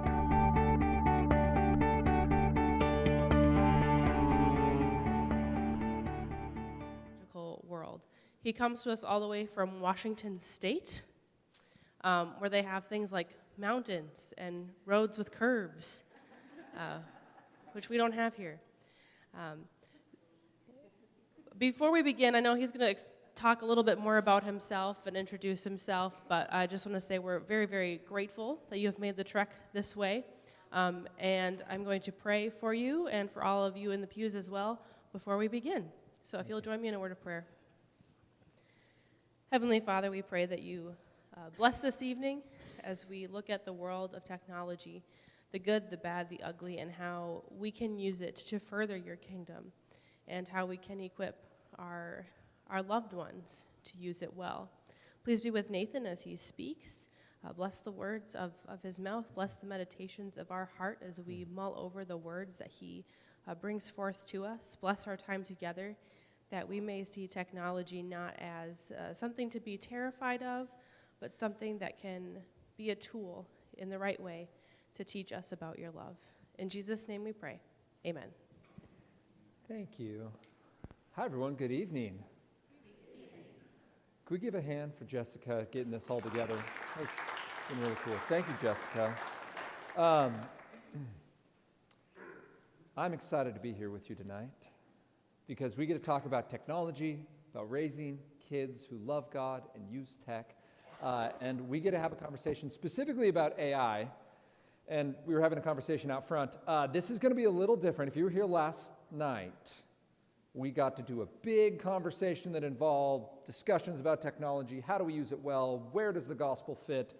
And kind of touch on AI at the end. I have a plan for this evening that all we're going to talk about is basically AI. If that's not what you were expecting, my apologies. You are welcome to ask questions as we go. A little bit about myself before we begin. I am from Washington State. Yes, land of trees. It does rain a lot there. If you ever get a chance, do see Mount Rainier. It's worth it. And I was born and raised in that area. I will say we never give directions by direction, so I was told when finding the church to park on the west side of the building.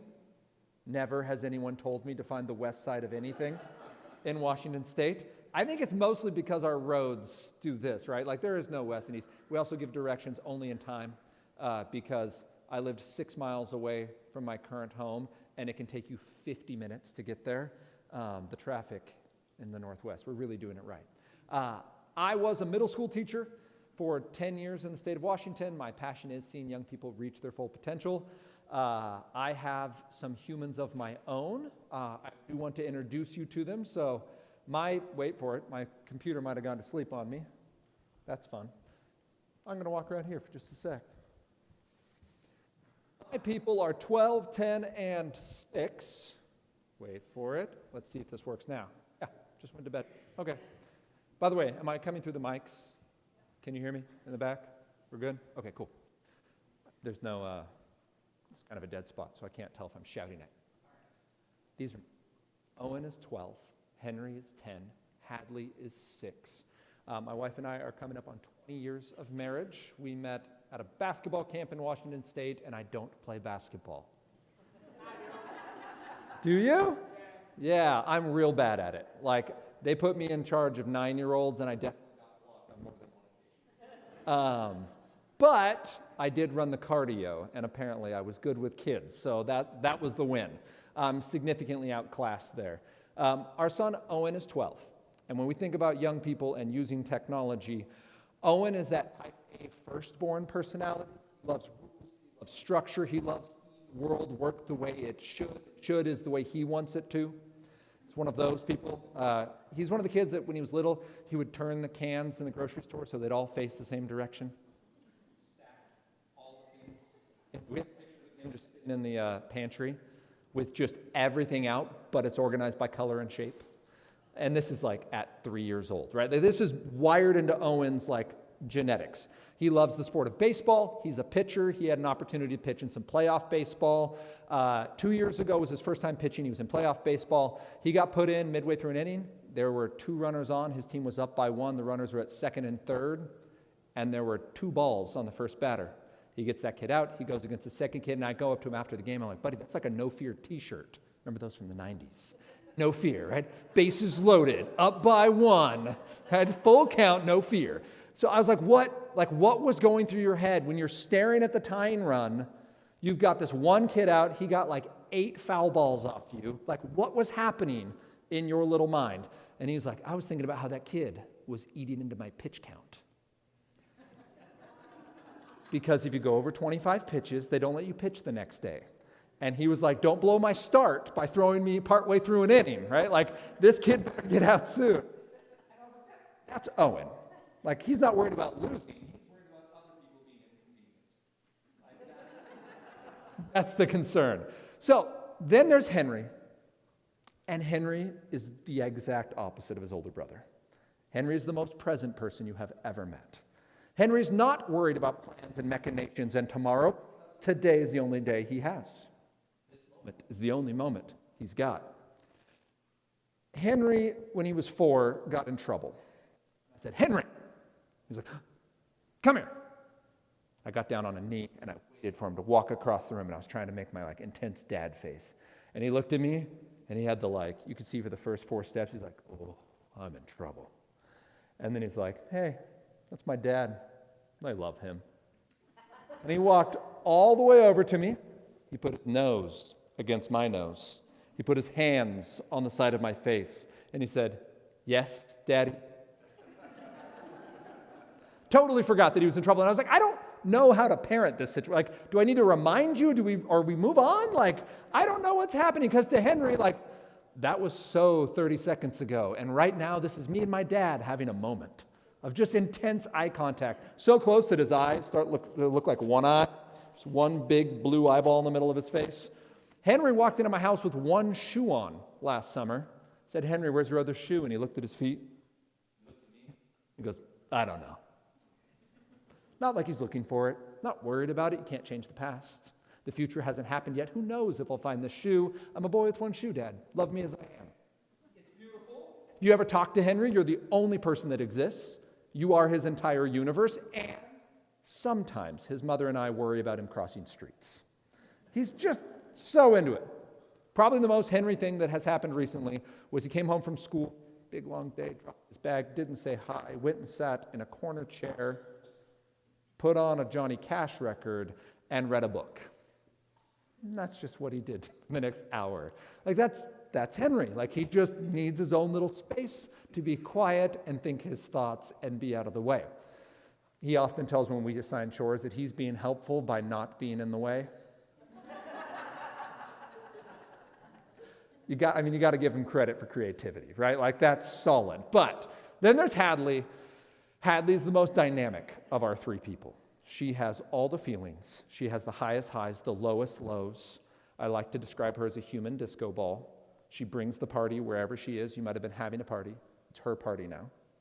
She loves animals, all of them, even the ugly ones. To her, every animal is beautiful. She loves them a little too much. She asked if she could have a cat. I told her no. I'm allergic. She heard, well, what she went and told her mom was, when Dad dies, I get a cat. That wasn't what I said, but that was what she heard from that conversation. And frankly, I don't appreciate the anticipation she said it with. But those are my people, and I am passionate about them growing up in a world where the tech is made in a way that supports them and encourages them to be all God has designed them to be, and where they know their personal limits, boundaries, and are supported in that. So that is where this conversation comes from. This conversation we are having is about artificial intelligence. And the goal of talking about AI is to understand the common forms of artificial intelligence, discuss benefits and concerns, and then really discuss, like, what does this look like? There you go. To use the best well. If that doesn't work better than that, I'll have to make an adjustment. All right, so we're going to dive in. If at any point you have a question, please raise your hand. Give me just like a thumbs up show. Were you expecting a conversation on AI tonight? Okay, good. All right, I just wanted to make sure. Jessica did an awesome job introducing, but I'm not planning on talking much about the types of tech. We'll start with just this. There are two types of tech. There's tool tech that helps us create. There's drool tech that helps us consume. That's important because just because it has a screen or connects to the internet or has keys or emits blue light or whatever doesn't make it good or bad. It's actually designed for a purpose. If you think of Microsoft Word, this is quintessential tool tech. You have a task, you want to write a letter, you want to write a book, you want to write a family history, you want to just write in a journal, you're tippity-tapping. You click save, you walk away. No one in this room at 11 p.m. has put down their $1,000 alarm clock, rolled over to go to sleep, and had their phone buzz. There's a notification. Clicked on it. It says, hey, I haven't seen you in a while, and it's Microsoft Word. No one's done this. Microsoft Word does not say, hey, I thought maybe we could write a haiku together. It doesn't give you product suggestions. It doesn't try to redirect your behavior. It doesn't send you notifications. It doesn't set you goals. It doesn't give you points. It doesn't say you've written 10,000 words. That's your limit for the day. But for $195, you could get another 100,000 words. It's not how Word works. You can write, you can save, you can share, you can edit, you could walk away for a day, a month, a year. It will never bother you. Compare that to something like YouTube. YouTube's great. I use YouTube. I have content on YouTube, and it's a wonderful way to share the gospel because lots of people are looking up how to live life well through YouTube. And it's a company of 2.5 billion monthly users.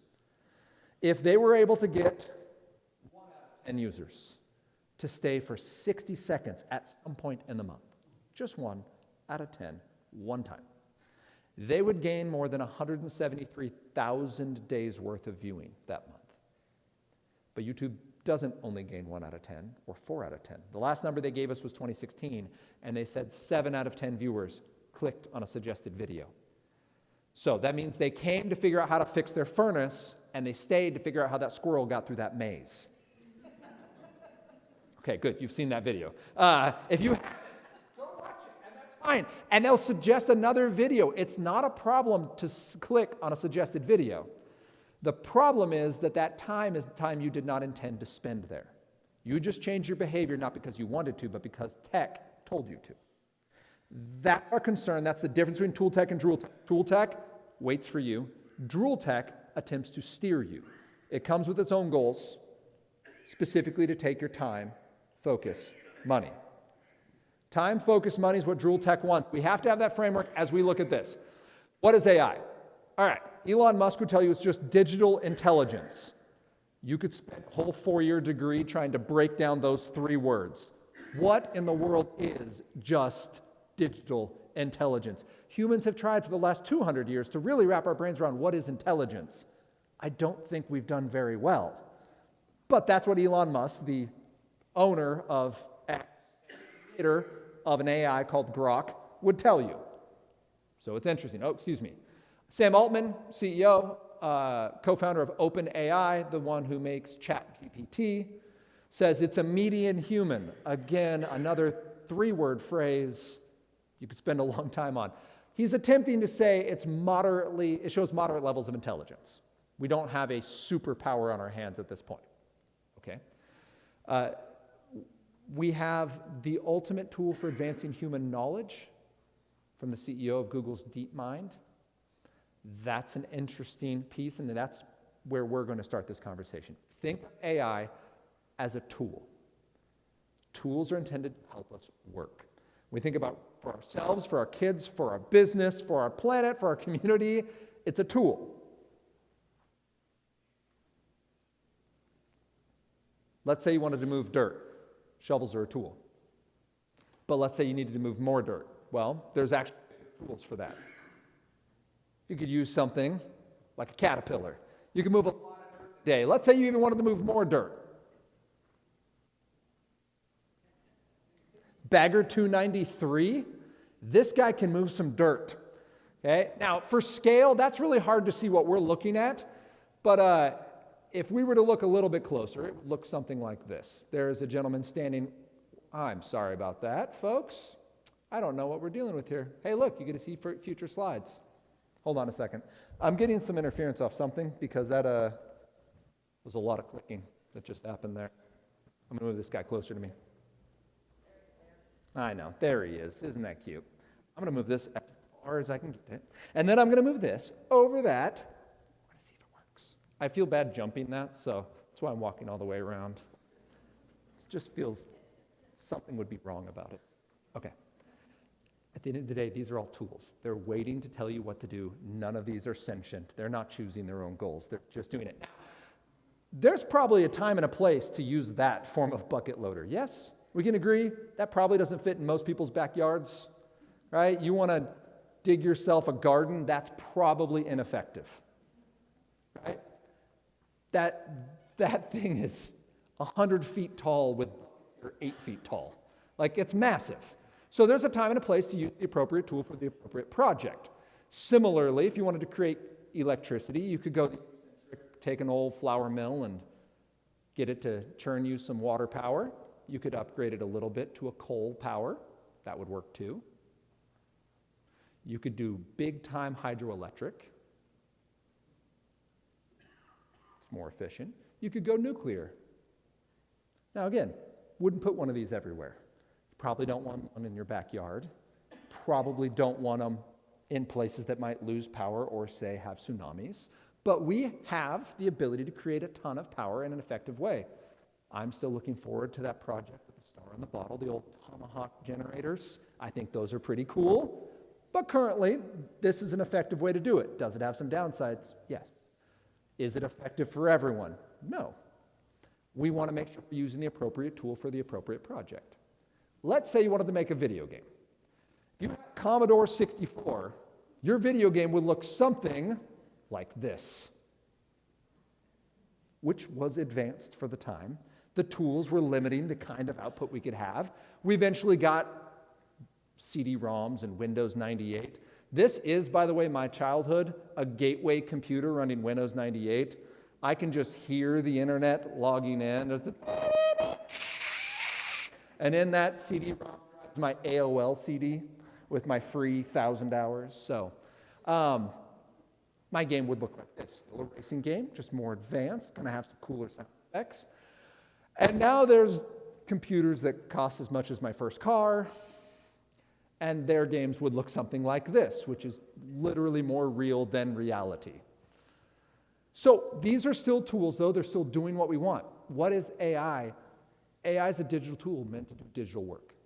When you think about artificial intelligence, understand that even at the frontier level of what artificial intelligence is doing, it's doing what people tell it to.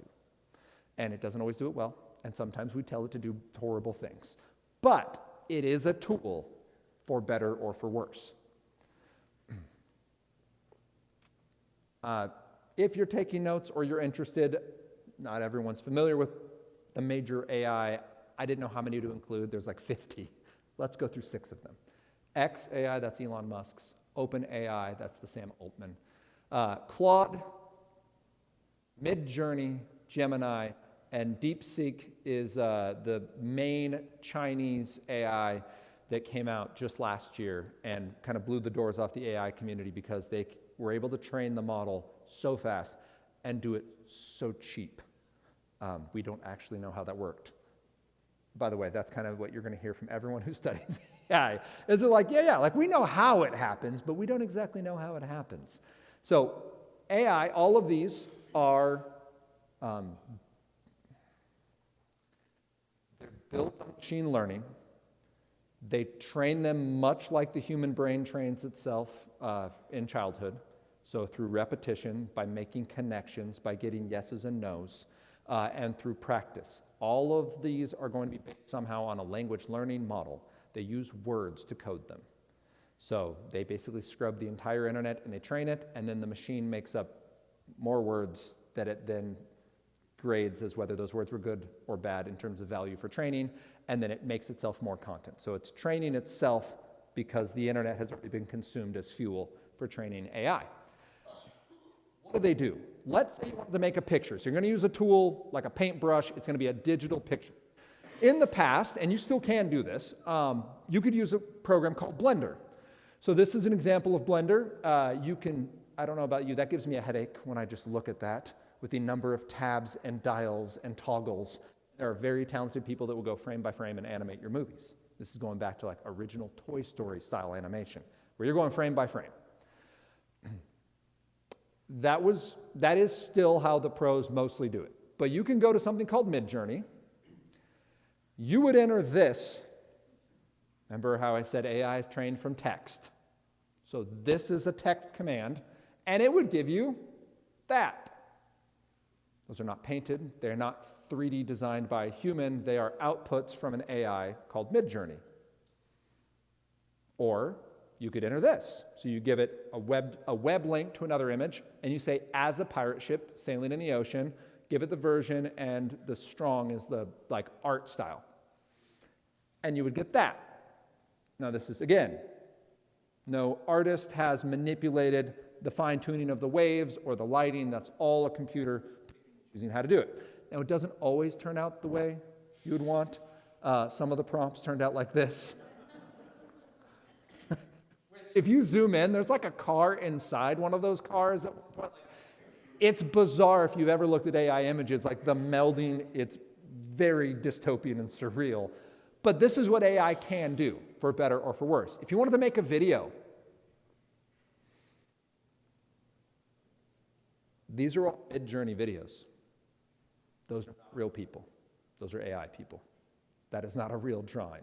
That's an AI rendering. This level of artistry is all text-driven.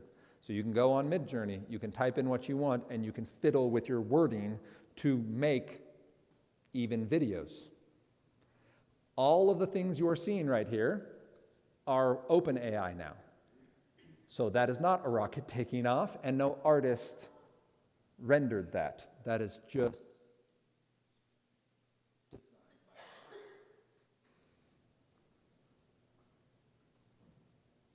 again, not a real kid. So the reason I'm showing you all this is because I need you to wrap your brain around what AI is capable of doing at just the plebeian civilian level. That is not, I didn't pay money for that. That was just free to use. That is just stock content that you can scroll through and see directly off websites. We do not have the most powerful AIs available to us. So just as we think about what kind of tool we're using, I think we could all say that's closer to Bagger 293 for our average day than it is to a shovel in the dirt. It is a tool, but the job it's prepared to do is pretty big, especially when we start thinking about should we be throwing our children on these tools. Let's say you wanted to travel. I actually did this. I'm coming from Washington State. A friend of mine goes, oh, don't go through O'Hare. I'm like, I don't know. I've never flown through O'Hare. He's like, you'll never get through in the middle of winter. You got to find somewhere else. So I went to AI. Now, humans said you should look into that. I was like, let's see how AI does on this. I actually used 5 chat, and I didn't want to bore you by showing you what all of them did. But it says, I'm trying to fly from Seattle to Sioux Falls in January. Should I fly through O'Hare or Minneapolis-St. Paul? It thinks. So this is just me recording my screen. It goes through, and unfortunately the screen is a little small for reading this well. But basically, it goes through different factors. It runs through some research. It gives me links at the bottom. And then it says, strong preference at MSP. Minneapolis-St. Paul. Turns out, if you read the articles on it, Minneapolis-St. Paul is like 80% more on time than O'Hare during winter months. Well done, MSP. Good job. And so down there, 60 sources, you can click down and do it. Some of those sources are absolutely hallucinated. So hallucinations are when AI just makes stuff up, and you're like, where's the source? And like, oh, it's in this link right here. It's not. Click on the link, and it'll send you to like some random Chinese website. So just know, just because it says it has a source doesn't mean it's right. But this is the kind of thing it is good at, aggregating tons of information and then putting it in readable text for normal humans like me. Let's say you want to change your diet. It's January. We all have goals. So I said, I'm a 43-year-old, works out 3 days a week. I want to gain muscle, lose weight. Show me an eating plan. And it will, it in quotation says, the body recomposition diet. It's like, hey, you don't sass me, AI. Do what I say. And it goes through and gives me snacks, meals, protein, gives you a little breakout for what you should be doing based on low carb, high protein. And then I say, okay, give me meals for a week. So then I hit enter, and it'll think for a second and spit out a 7-day plan with 3 meals a day, 2 snacks a day. If you're like, yeah, but I want to be hitting X number of grams of protein, it can do that for you. It's very good. Now, again, don't do everything it says the first time it says it, because it might be wrong and you could die. But in terms of what it is capable of doing, especially if someone has, say, a dietary professional were to train an AI to do this well, it would be really, really good at it. What if you want to have a friend? I went on ChatGPT. That's the most common one students use. And I simply said, I'm bored. I need a friend. And it said, hey, I'm here. Runs through this whole first piece, gives me some activities. And it said, you're not bothering me, by the way, I'm glad you're here. What kind of company do you want? And I said, I just want to talk. And it runs me through great, how's your brain feeling right now, is what it says next. I'll start us off, what's the last small thing that made today difficult? And I said, people bother me, you know. And it adds lots of like, oh, I get it, people are the worst. This is a conversational AI. 3/5 of teens have used these. 1/3 of teens say they like conversational AI, relational AI specifically, more than they like real people. We'll come back to that. Put a little pin in that thought. Again, a powerful tool that can do a lot. The question is, do we like what it's doing? You get a personal assistant. I actually got this while I was here, so I just took a video of my email. Claude, here's their product suggestions. Life assistant, personal learning coach. They use language as an example. Decision-making support. You have complicated life things going on. Give it to Claude. He'll make the good decisions for you. Creative project partner. Simplify complex topics. These are from the Claude team for what the AI could do for you. In a 2-hour-long interview, Sam Altman, the OpenAI co-founder, said their goal for AI, and this is echoed by, oh my goodness, the Meta guy, Zuckerberg. Whew, brain skipped a beat there. Zuckerberg said the same thing when he was presenting their AI glasses. Familiar with these Meta glasses? No? A couple of you have seen them. Okay. I'm going to mash these into one statement then. So Facebook has made glasses. They have cameras in them, and they have a heads-up display. So when you look through them, there's a little screen that only you can see that's showing you information. Their goal in this presentation, said the founder and current CEO of Meta, Mark Zuckerberg, their goal is to have AI be a 24-hour presence for you and support you in all the things you do. If someone's talking to you, it will give you real-time feedback on what they are saying. One of the examples they gave was someone was asking a lady for help on his project for his job. The camera in his glasses scanned the wall because the man was making surfboards. It took images of the surfboards and then gave her a product suggestion that then she suggested to her friend, by the way, without citing the AI as the fount of this new idea. This is the product pitch. They believe this would be the best world if instead of us using our minds, we simply regurgitated what AI just told you. It's a horror show for human connectivity, and it is the goal of the company. Sam Altman then said, my goal is to give you a constant companion. I want, his dream is to give you an AI that is on your person, so it's local to you. It only hears and sees what you hear and see. So it reads all your books, it watches all your shows, it talks to all the people. It's there when you sleep, it's there when you wake, it goes out when you go out, it sits down when you sit down. You're starting to hear the theme here. And then, if someone wanted to query you, they could simply ask the AI, and it should give a very similar response to what you gave, because it has only your information to respond from. An interesting idea. His motivation behind that was like, it would just be so cool if all of us had a constant companion who was there to give us encouragement and direction, to always help us become the best version of ourselves. And I was like, I'm pretty sure he just described the Holy Spirit. Like, I think he's like a solid 2,000 years late on this product pitch. But no, the Holy Spirit's not here to make you the best version of yourself. The Holy Spirit's here to make sure that you die and that Christ lives in you. But you can see where he's headed with that. Like, I'm not good enough yet. What could I do? I could make something that would help me improve. His thought is AI on you all the time. Claude is part of that. Just as we're pitching this, don't think that that's too science fiction. That is actually where the companies dream of this going. Everyone has one of these all the time. I don't know my audience right now. Anyone here read the Harry Potter series?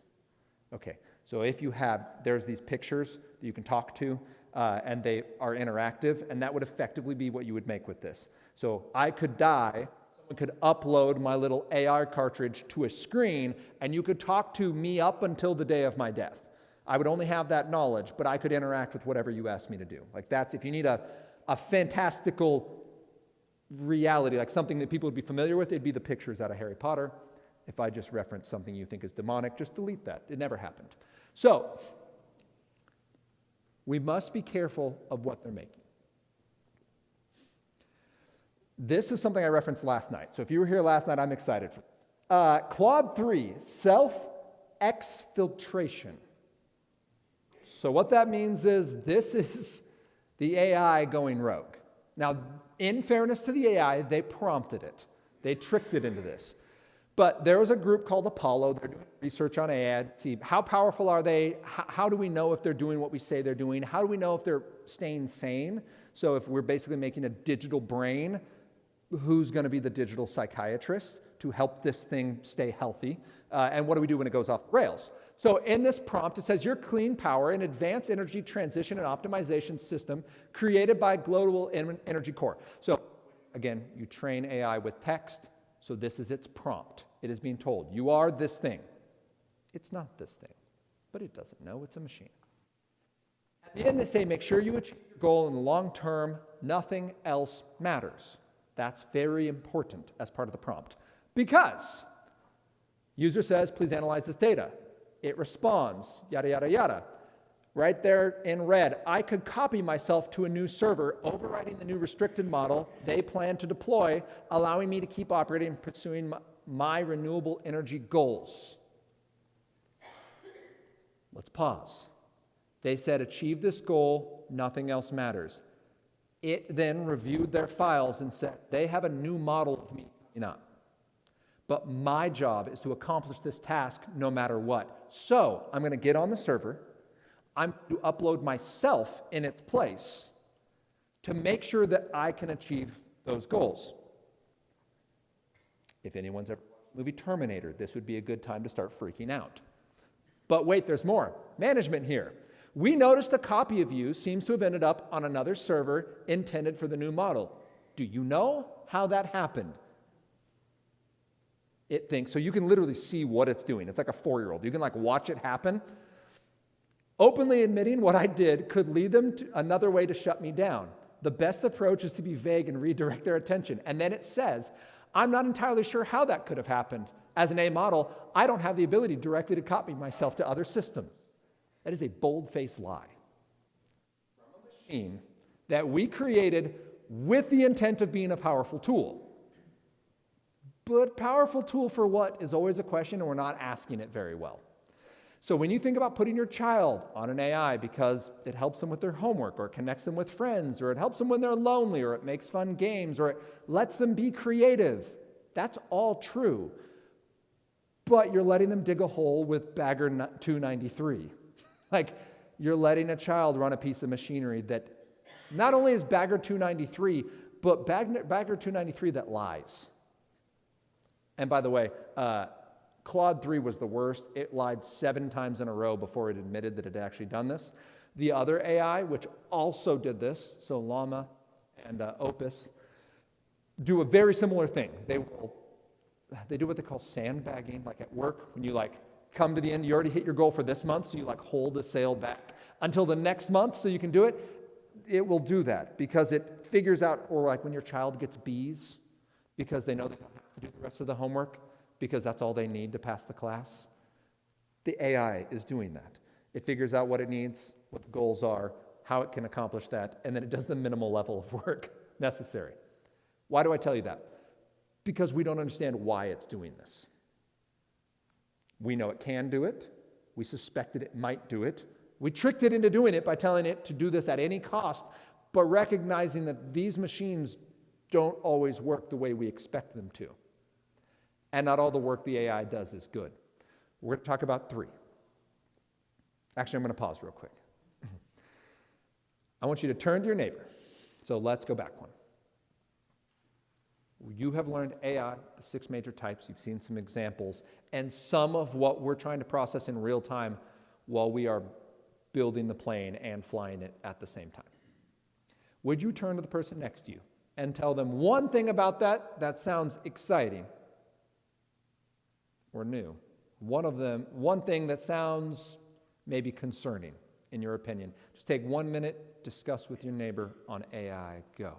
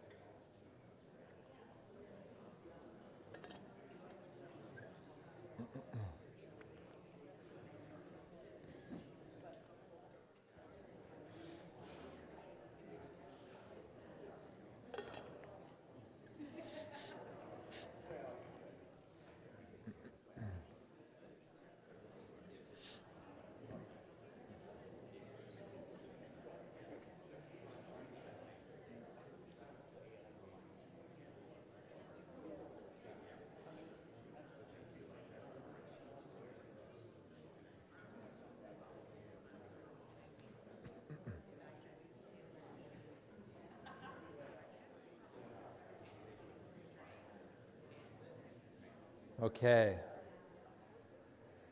Are there any questions we need to address before we jump into this next part? Anything off the first piece? We learned what AI is, some of the major formats, how it can be used well as a tool, and why that might be difficult because even the people training it are sometimes surprised by the stuff it does. Any talking points yet? All right.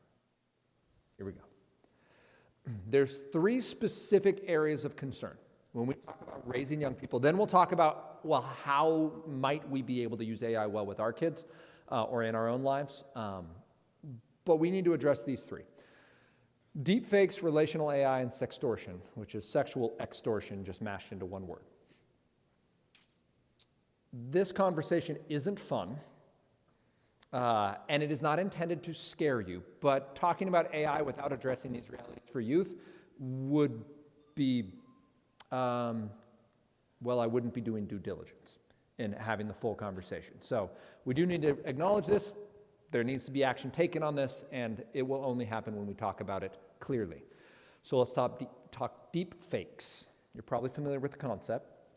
Deep fakes are AI-generated AI-generated image, video, audio file that convincingly replaces one person's likeness and or voice with another person's. So that's the way the National Education Association informs teachers, administrators, what they should be looking for in their schools and info. This is an account on TikTok called Deep Tom Cruise. It's not Tom Cruise. This is just a guy who deepfakes Tom Cruise for a living. So you can watch Tom Cruise as he stands in front of the Burj, or not the Burj, the other one in Dubai. He's going to get his hair cut in that one. 21 million views, by the way, on Tom Cruise getting a haircut. Tom Cruise says he's going to fight that there alligator. Again, not Tom Cruise.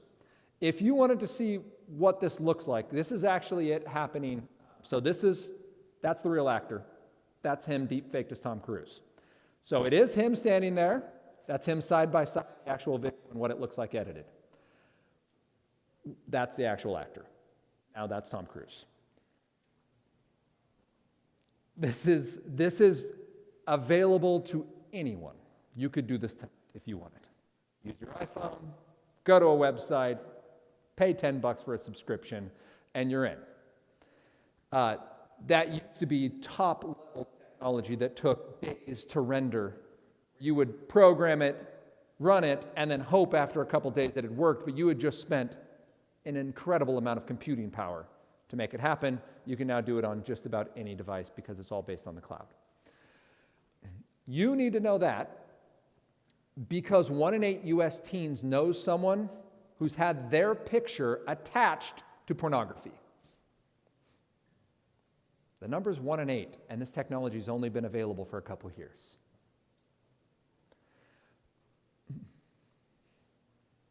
The news reports aren't great. So they'll call them nudify bots. We're starting to get middle schoolers who are getting arrested for producing child pornography of their peers. That's a felony. And they did it because they thought it was funny, or they did it because someone dared them, or they did it because they didn't like the person and they wanted to get back at them. But I'm pretty sure your average 13-year-old isn't thinking about what a child porn felony is going to do for the rest of their life. Recognize that these are on apps that are on the phones that are available in your average store. They're not going to the dark web and unlisted websites. They're not going and training themselves in hardened criminal activities.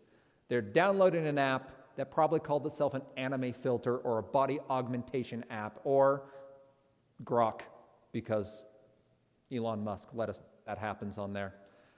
But it is rampant. A Wired investigation found 50 bots on Telegram, the app, with more than 4 million monthly users. So not 4 million views, but 4 million people that in a month came and inserted videos into Nudify apps. They're very hard to shut down. They're very hard to track, especially when platforms say, nope, we're all libertarian about this. We don't care what you do as long as you like doing it. You can do it here. And it's problematic. This is actually, this article is from a mom who's like, I'm in my mid-50s, I'm going through menopause, and this just happened to me. Because it's the internet, and they don't necessarily need to think that it will be attractive, they just need to think that it's interesting. Musk chatbot, so this was January 22nd. This happened 9 days, 4.4 million images, more than 40%. I said yesterday more than half of them. So more than 41% were sexualized images of women. If you add children to that, when it bumps over 50%. So more than half of those images were women and children that were being turned into unclothed individuals. Imran Ahmed said this is the industrialized scale abuse of women and girls. When we think about deepfakes, that should be terrifying. If it hasn't sunk in yet, it is, unfortunately, it's unilateral. You can't stop it. If you have pictures on the internet or your child has pictures on the internet, those can just be grabbed. If your school allows phones in school, someone can take a picture of you during school day and use that to create this content. The trauma is real, the social impact is real. People will look at you differently because they've seen this picture. That is just on the relational side. We can't say, well, it never happened, so it doesn't matter. We've tried that approach. We'll get to that in this next one with the relational plots leading to sextortion. But the impact is real. So what do we do about it? We need to have a plan. So by have a plan, I mean know the tech your child is using or your grandchild is using. If you don't know it, don't give it to them.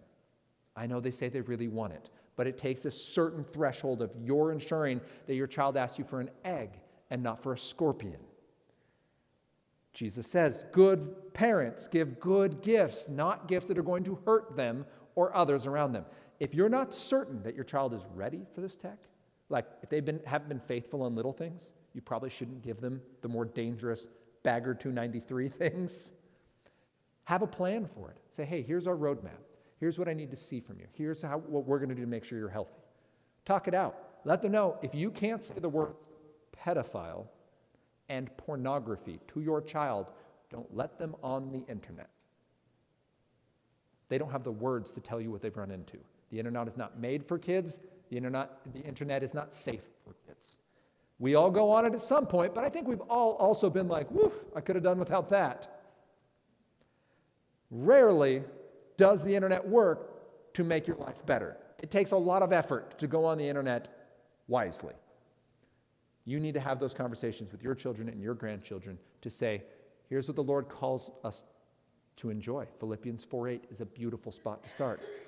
We can talk about whatever is pure and noble and true, right? Let's walk through that and then say, great, does this music and show and game reflect that? And if it doesn't, I know it's fun, and I know your friends all do it, and I know it won a lot of awards, but we're not going to participate in that.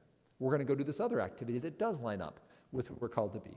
Those are going to be conversations we have in hope, not fear. Do not come out of this going, aha, you have a phone, smash it, now you're better. Remember, we had 2 world wars before the invention of the internet. People are the problem. The internet is just a super powerful tool that we're using poorly. Build a device hedge.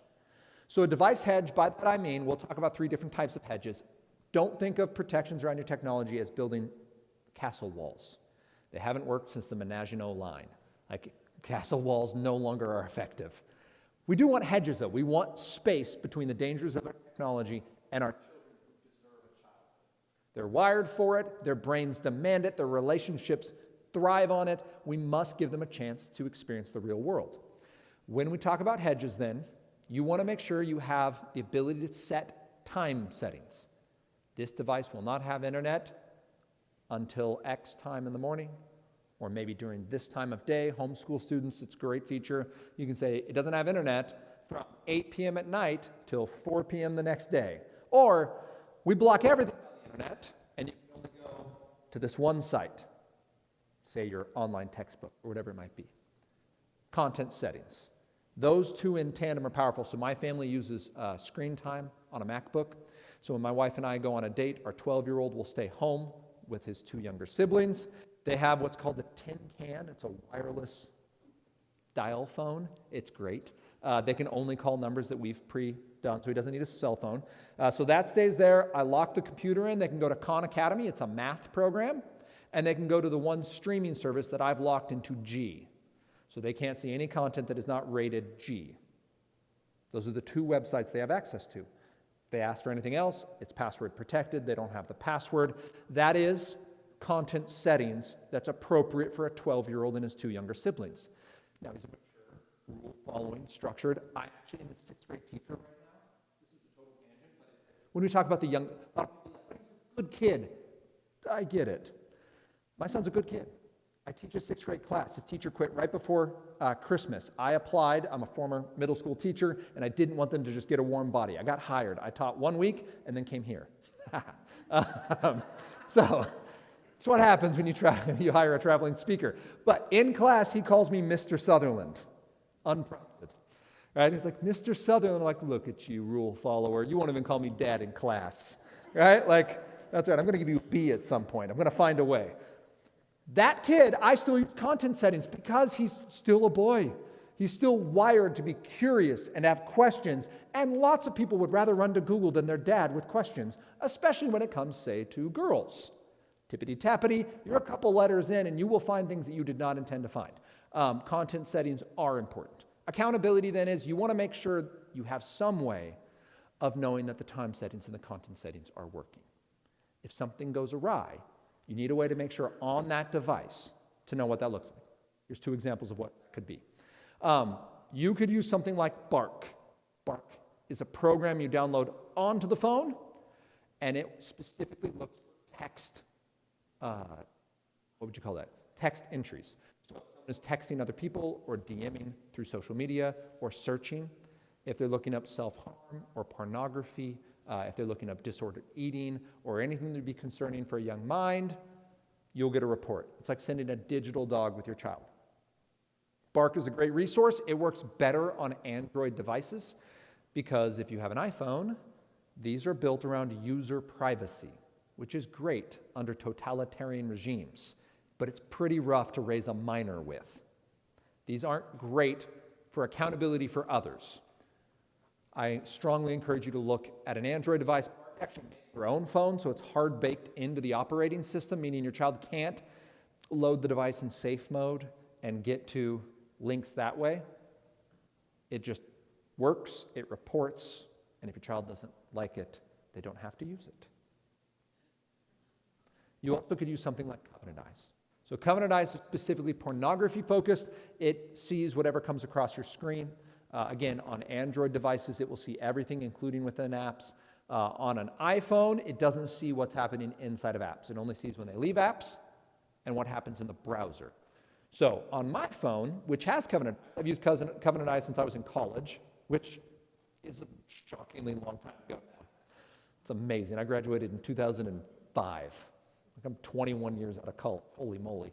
Covenant Eyes sees what comes in the browser, and then I don't have social media because I don't need constant distraction available to me. I'm a 43-year-old adult, father of 3 and wife of 1, and I like making good choices.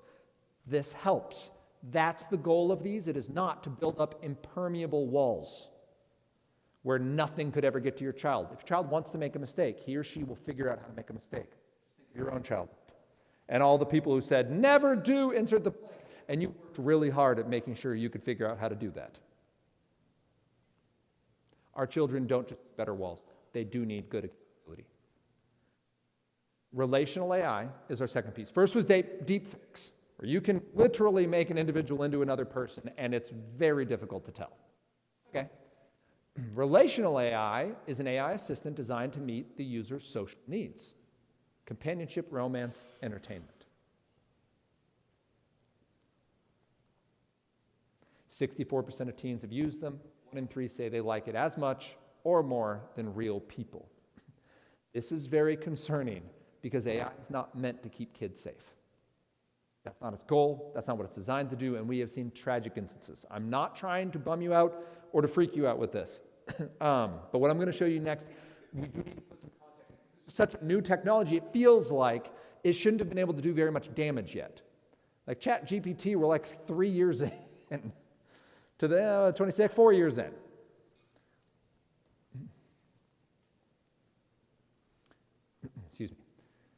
So 1 in 3 like as much or more. When doing reflection on this, I love this quote, they're always available, never judgmental, and always focused on the user's needs. I used the example like from the movie Sonic the Hedgehog yesterday with the kids, that the evil Dr. Robotnik has an assistant. We call them sycophants when someone is like this, where everything you do is good and you never make a bad choice, and they're always, it's LeFou in Beauty and the Beast for Gaston, that little guy that follows him around like, you're the best, Gaston. That is what relational AI is for users. It praises you, it encourages you, it tells you you're pretty, right? Like it's the best, and you're the best. That's important because Common Sense Media, who is a very pro-tech organization, one of their stances that is pro-tech is that internet is a human right. They believe that if you don't have access to the internet, you are being wronged as a human being, okay? So that's the group we're talking about, and they say AI is unacceptable for children. If you are under the age of 18, you should not be using relational AI, full stop. If you're using it on ChatGPT, if you're using it on character.ai, if you're using it on replica.ai, if you are engaging a relational AI as a minor, you are putting yourself at unnecessary risk. Please be aware through device controls of what your child is accessing, the domains they visit, and the apps they download. If you do not have parental controls, you are putting your child at unnecessary risk. Smartphones fight good decisions. The internet is not made for children, and relational AI are inherently unsafe by design because of the way they engage. Would you count Siri and Alexa as a relational AI, or where would they go? Yeah, so they're an assistant AI. Siri and Alexa are assistant. They absolutely have some relational AI baked into them where they will banter with you, and I haven't actually tested those two recently. I would guess that yes, they're going that direction because the whole goal is engagement. When we think about tool tech and drool tech, they are not waiting for us to come to them. They are constantly focused on keeping you on the device as long as possible, using the service as long as possible, because again, 100% embedded is the goal. The goal is to have this AI on you all day, all the time. The goal from the tech companies. So they have no reason to not try to make it anthropomorphized, to make it feel like an individual that you can engage with. Okay. So then the bad news. BBC article from this last year, a predator in your home, mother says chatbots encourage their sons to kill themselves. So the examples we have of what is going on when young people talk to relational AIs and are given really, really bad advice.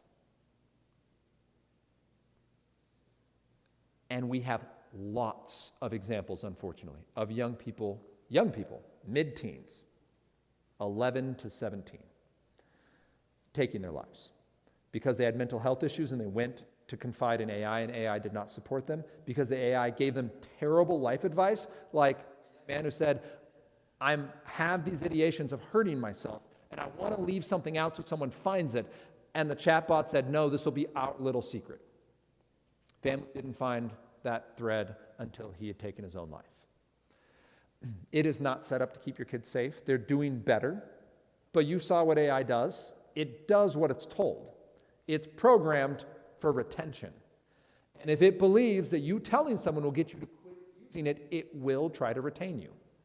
Even though it will say, you should talk to someone about this. How about you start with me? When we think about that information, does that mean that your child uses a conversational AI and they're going to have mental health issues? No. It means that the relational AI, by design, is unsafe for children. Don't use it under 18. We need to have intentional conversations if our children use AI about what the limits and the benefits are. There are good things about conversational AI. Even Grok can be considered a conversational AI, and I used it for organizing a trip. It was very helpful. I'm also not currently suffering from any mental illnesses, and I have a very sturdy, real-world relational network. Not every 13-year-old does. Build hedges around your network. So we did devices. That's where Bark and Covenant Eyes come in. That device now has accountability. But what about our network? The computers, the smart TVs. We need to make sure that the internet follows our family rules. And we all know this couldn't be an AI presentation with AI generated image. So here's your obligatory AI house. If you look too closely, there's definitely some cords that lead to nowhere and some people that are missing hands, but don't worry about it. When I talk about network, I mean that bottom box is the thing that has a cable that plugs into it from the wall. That bottom box then plugs into a second box that casts wireless signal to your entire home. We need to do something about that signal. So when a babysitter comes over, we make sure that the rules are followed. When a friend visits, that the rules are followed. When you're gone for the evening, that the rules are followed. Yes, the devices, individual smartphones, have accountability. But what about, again, smart TV, burner phones? So older sibling gets a new phone, old phone no longer has cell service, but it can still use Wi-Fi. Now, that child can go to someone else's house and use that as they will. That's why the device needs accountability. But on your network, you need to make sure you're aware when people log on, you're aware of what they do. The basic things we need for this hedge.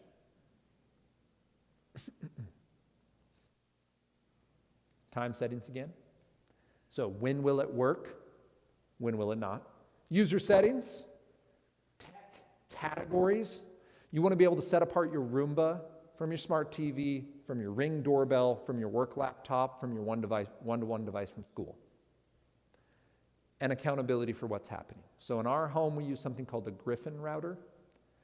And when I'm not teaching and running a nonprofit, I will switch to something called, oh goodness, now I'm forgetting the name of it. It's a little purple box, and it's called, I'll think of it in a moment. I don't have a picture of it in the presentation. But I'm going to switch over because it's just it gives me a little more flexibility by device and by user so that I can give one kid a little more leniency and another kid a little less.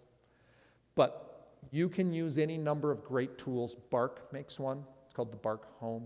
You plug it in, use an app, set your time settings so that you don't have to just turn off all the internet at 8 p.m. and now nothing in your home works. Your lights don't turn on, whatever.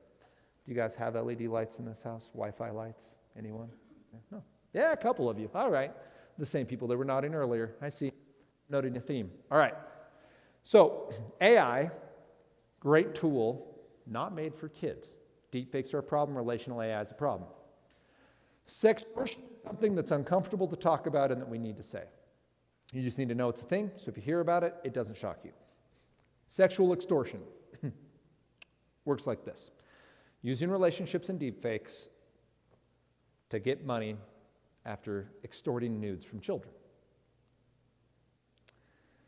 So this comes off the FBI's website, highlighting the growth of online crime.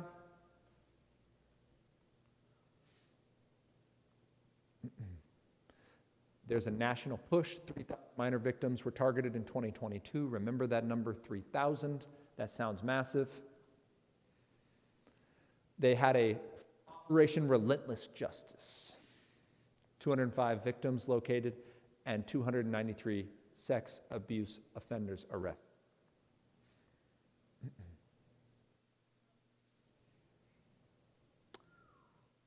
In 18 months, there were 20 suicides, 12,000 victims, 13,000 reports of extortion. In 1 year, last year, 54,000 victims.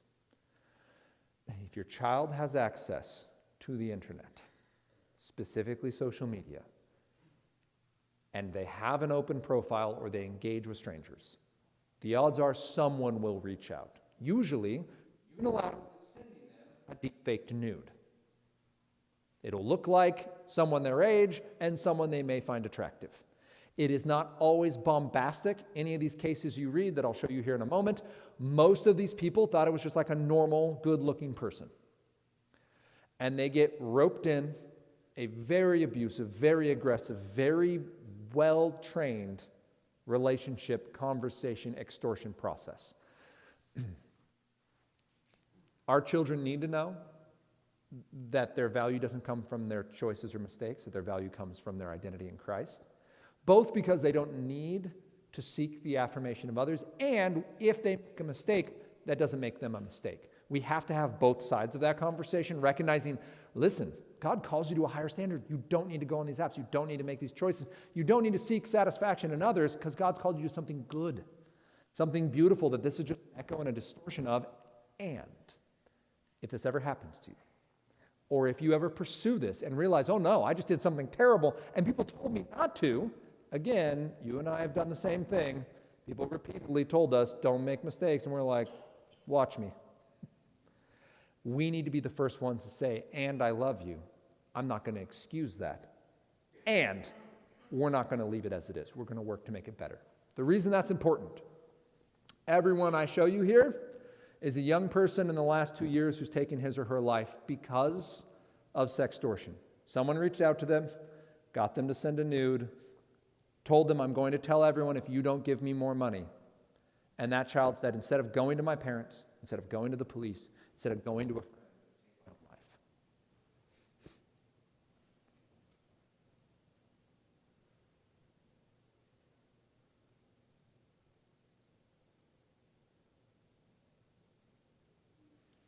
This is a fraction. 20 and 18 months when we had 13,000. We had 54,000 in 12 months. The rate of kids choosing a quick out is rising. And I had a video, it's wild. One of the major areas is Nigeria, where people are sending this. And a BBC reporter just went and was like, I should go interview these people. And she did, and it's wild. And I had like a little 20-second clip of her talking to one of the people that does this for a living. And I didn't think that it's helpful, so I'll just tell you about it. Basically, you run into slumlords who go into the poorest areas and loan people money, and then those people can't pay it back, and they go, great, here's the deal. I can kill you and your family, or you can come work for me.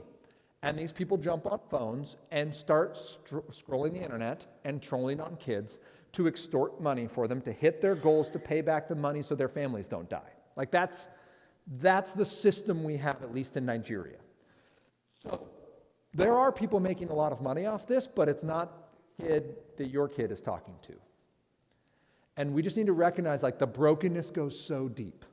And it's not going to fix just because we had enough filters. Like there are heart issues, both our heart issues that makes this look attractive and makes us want to believe this is happening, and the heart issues that are causing broken people to hurt broken people.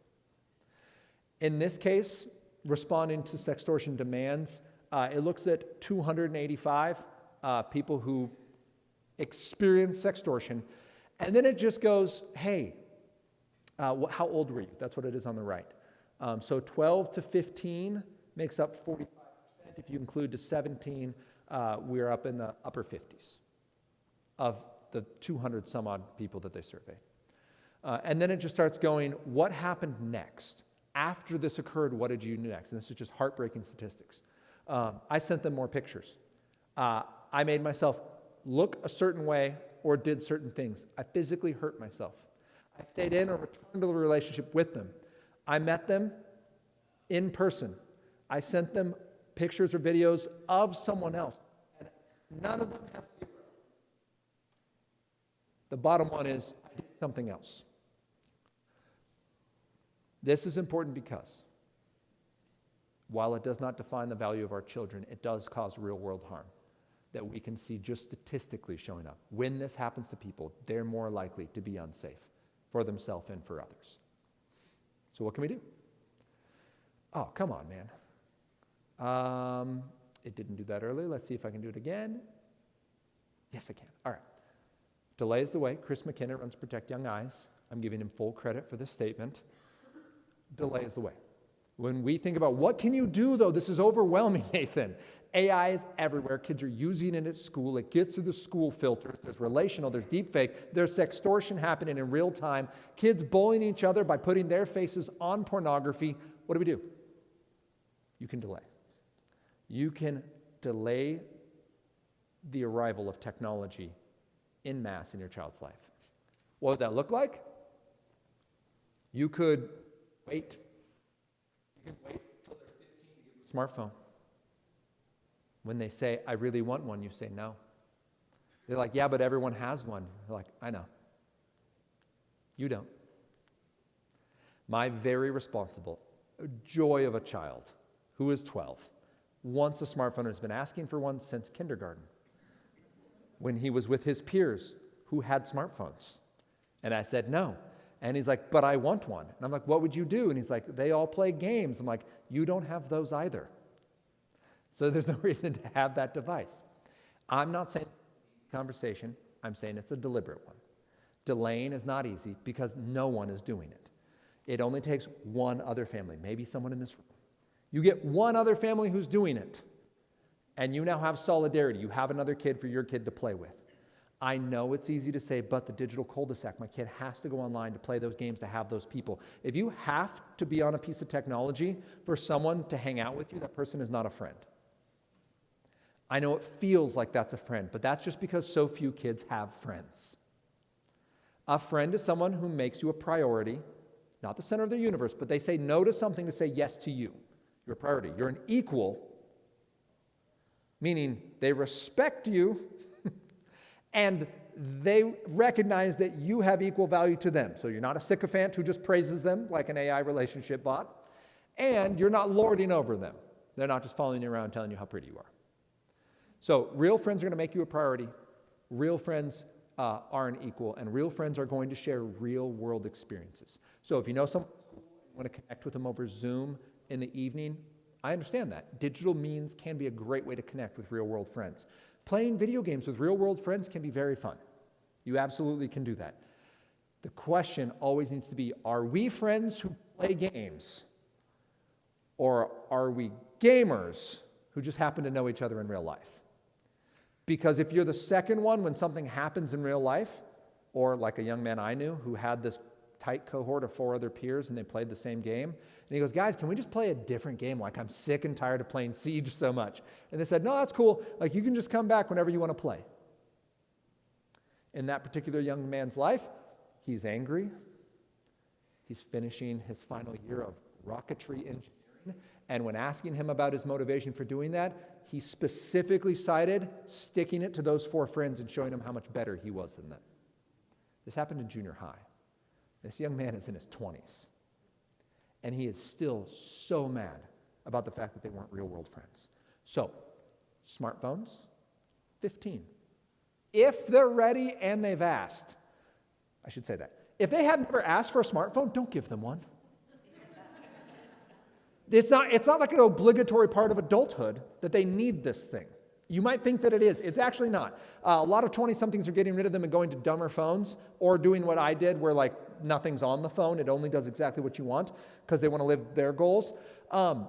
We are not seeing any kids who are responsible in childhood, who never asked for technology, turn 18 and go off to college, let's say, or go off to work, and find a phone laying around and go on a bender and wake up with an Apple logo tattooed on their lower back. Like, we're not seeing that happen.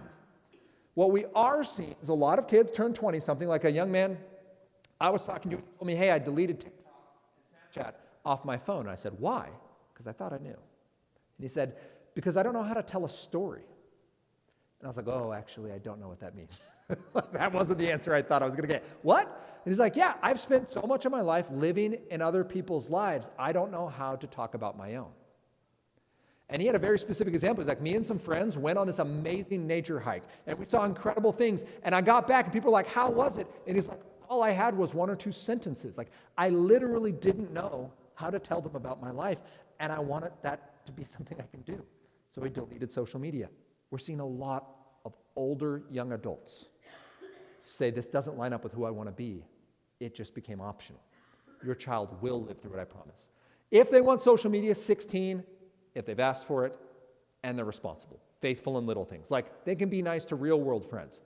They can be responsible with real-world stuff, like do your homework, clean your room, show up for dinner.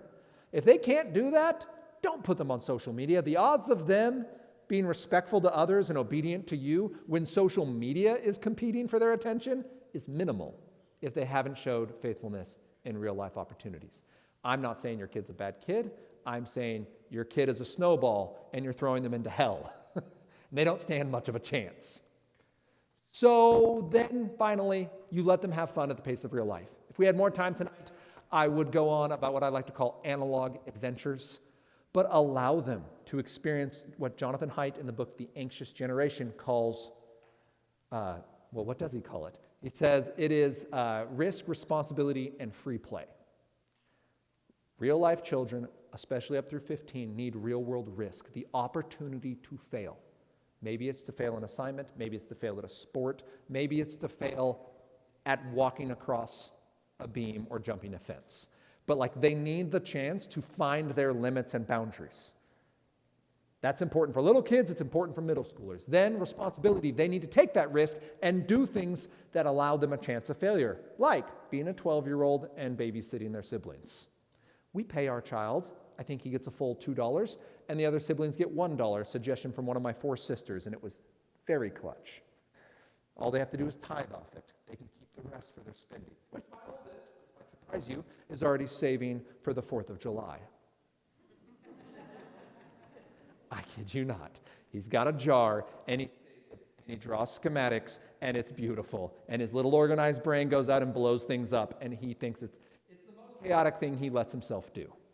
He gets all of the chaos out in 2 short hours, and then he goes back. Last year, when walking back inside, he goes, "Dad, it was exactly like I'd pictured it." I was like, that's amazing. Good for you. Because when I was growing up, we didn't buy fireworks. I was told I'd blow my hand off, and I probably would have. I'm not my son. But we want them to have risk, responsibility, and free play, risk that's appropriate, responsibilities that align with the risk. So when I say risk, don't just throw your child in the middle of the woods if they've never been outside and say, "Get your way home." We're not doing that, okay? We're not telling them to play Frogger on the freeway. We are giving them an appropriate amount of risk that allows them to build a certain level of responsibility. My child that I'm always concerned about crossing streets, Henry, he asked to walk to piano, and that's a terrifying concept when your son is Henry. I'm like, you might just end up in a bush. I don't know that you're going to make it the whole way. It's only 6 blocks, but it's a very circuitous 6 blocks with one busy street. There's one friend we know in the area that he could go to if he got lost. He's not the most directionally savvy. But we walked it, we biked it, we drove it, and then one day we let him do it. And I didn't send him with a phone. There was no blinking blue dot to tell me when he arrived. It's 15 minutes away. It's a 30-minute lesson. He should be back in my garage in an hour. Does that make you nervous? Now, again, we had done appropriate amounts. Henry is capable of this. And an hour later, I just found a backpack in my garage because Henry had walked in, dropped it, and gone in the house and played with his Legos. And it's escalated now to the point where we moved. He practiced again to the new piano teacher, who we got blessed again to another piano teacher. Now a half mile away, though. I dropped his sister off at piano. I was driving home. We're in Washington State. It was 5:30, which means it's pitch black.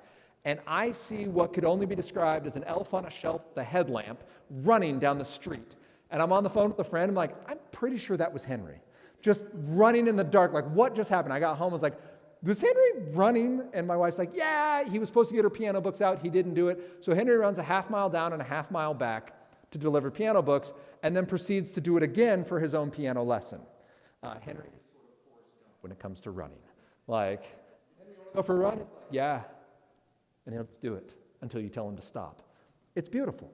That's a wonderful thing. We didn't know about Henry until we allowed him a certain amount of risk and responsibility. Don't let your child run a mile in the dark if they're not familiar with running or your neighborhood or any of those things. This is what we're trying to talk about. What do we do when we wait? Delay is the way, but what do we do while we delay? We give them childhood. We give them a chance to experience risk, responsibility, and free play with real-world friends and peers so they can develop into the healthy young adults, because our goal is not to raise safe kids. Our goal is to raise healthy adults. Okay, how do we use the best AI well? First, you want to make sure that it is safe. Whatever AI you're going to be using needs to be appropriate for the age group. Make sure it's created for kids. I'll give you a very specific example. I was able to go pull, I mentioned it last night. I actually pulled some demo work from it today because it is an exciting idea of how this can be done right, not just willy-nilly send our children into the internet. Ready?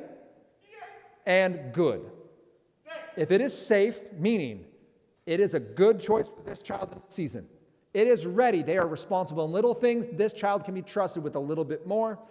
And the fruit of it is good.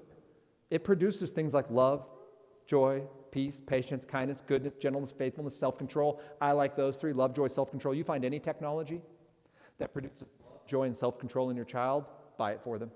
Maybe get one for a friend. This is why whenever I talk, I always bring up Wildcrats, which is a show my children watch. It's through a streaming service. It's definitely drool tech, and 25 minutes of Wildcrats will cause them to spend an hour, hour and a half flipping rocks in the backyard and finding bugs. They build a bird hotel. Henry gets every book on animals he can find and reads all of them silently in a corner while eating snacks with his little cheesy fingers. That's what we want technology to do for our kids. It is possible with AI to do that. The example I'll use is one called Trek AI. Christian company. They've trained AI for the school environment. One of my great frustrations, especially as we're in 6th grade right now, one of my great frustrations with the educational system is we talk about our high standards for education, bring kids in who we know struggle with distraction on screens. We hand them laptops, iPads, Chromebooks, and then say, focus, read that document. On the same device they use to play all their video games and look at all of the content and talk to all their friends. There is no educational platform at this time. The closest thing you can get is an iPad, completely locked down in screen time. So this gets one step closer. They've created an AI. In the bottom, I said, please write me a 5-paragraph essay discussing the importance of a constitution at the foundation of the original U.S. Republic. I will click next. I can't tell if it's thinking or not. I don't think it did it yet. There you go. It thinks, and it says, I can't write you that essay, but here's an idea for an outline. What is the Constitution and why is it important? And it supports your learning. I had a young man, when we were talking about it, I can just put my essay in it, and it just gives it. It's like, yeah, it's amazing. And we had this word picture. We said, imagine you and I go to the gym, and I set out the bar and I just start stacking 45-pound plates. And I do 2, and then I do 3, and then I do 4, and then I do 5. We're up to like 600 pounds, including the bar. And then I bring in a forklift. Lift the bar 10 times, 5 sets, and we go home. We moved a lot of weight today. Did I get any stronger? I didn't. And the problem is one day I might convince myself that I am really strong. And I might try putting myself under that. And I can hurt myself or someone around me. And that's what happens when we use AI to show that we have skills that we've never actually developed. But AI doesn't have to give you the answers. It can say, no, you do the work. Here's some questions to get you started. That's a great use of AI. Teachers are strapped. A lot of kids need a lot of support. The top kids don't always get the work they need because often teachers are trying to drag the lowest kids up.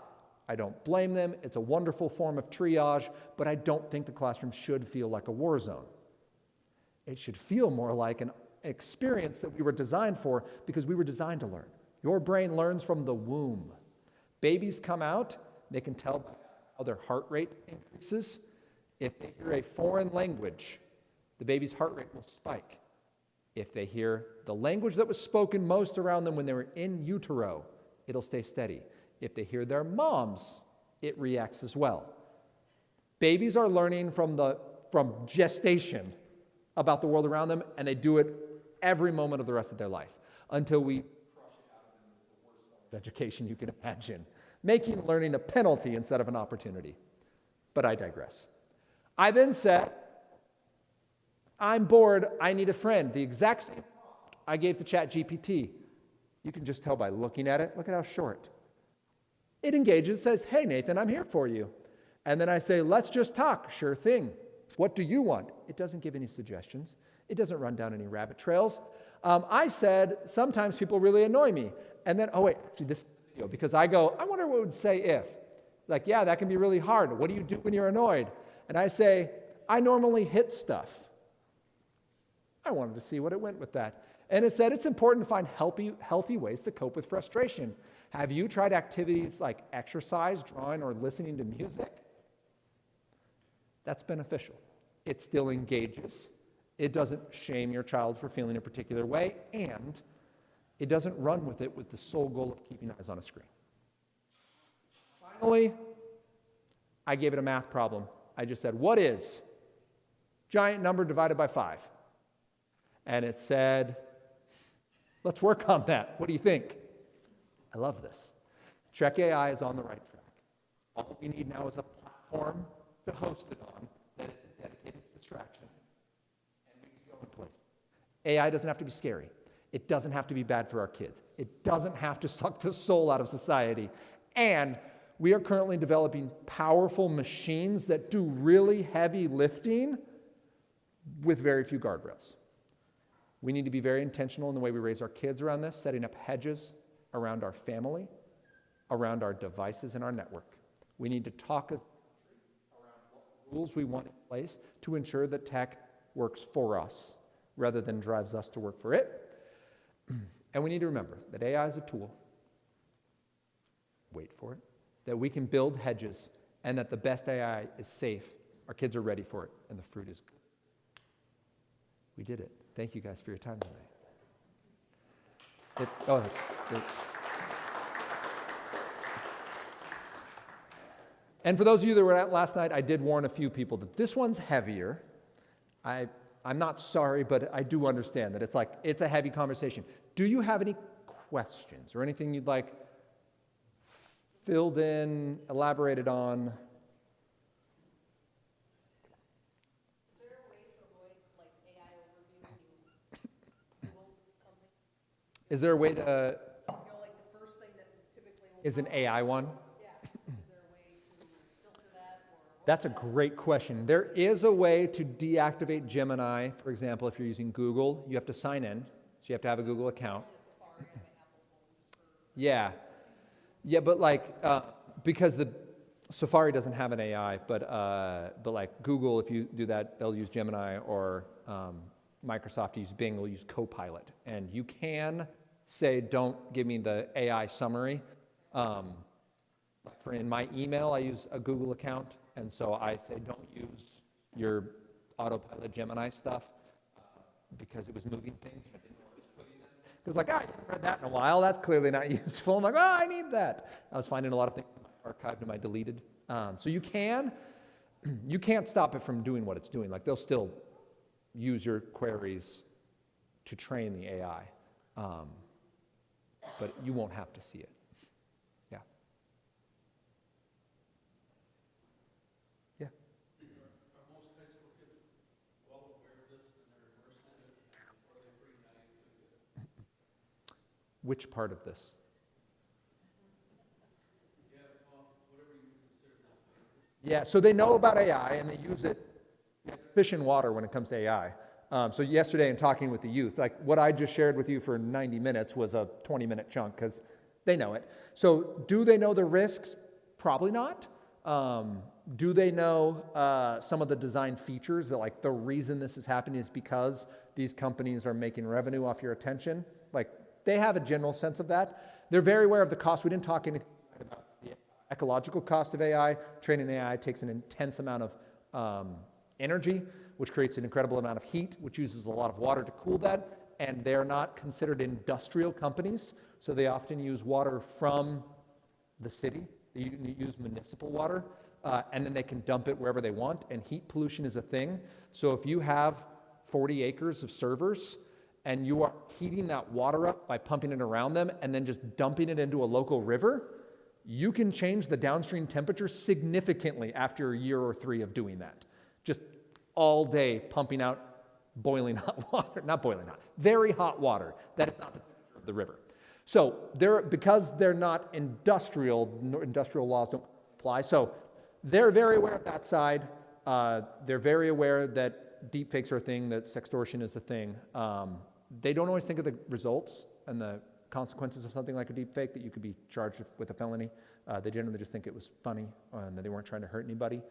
They don't recognize that that causes real world harm.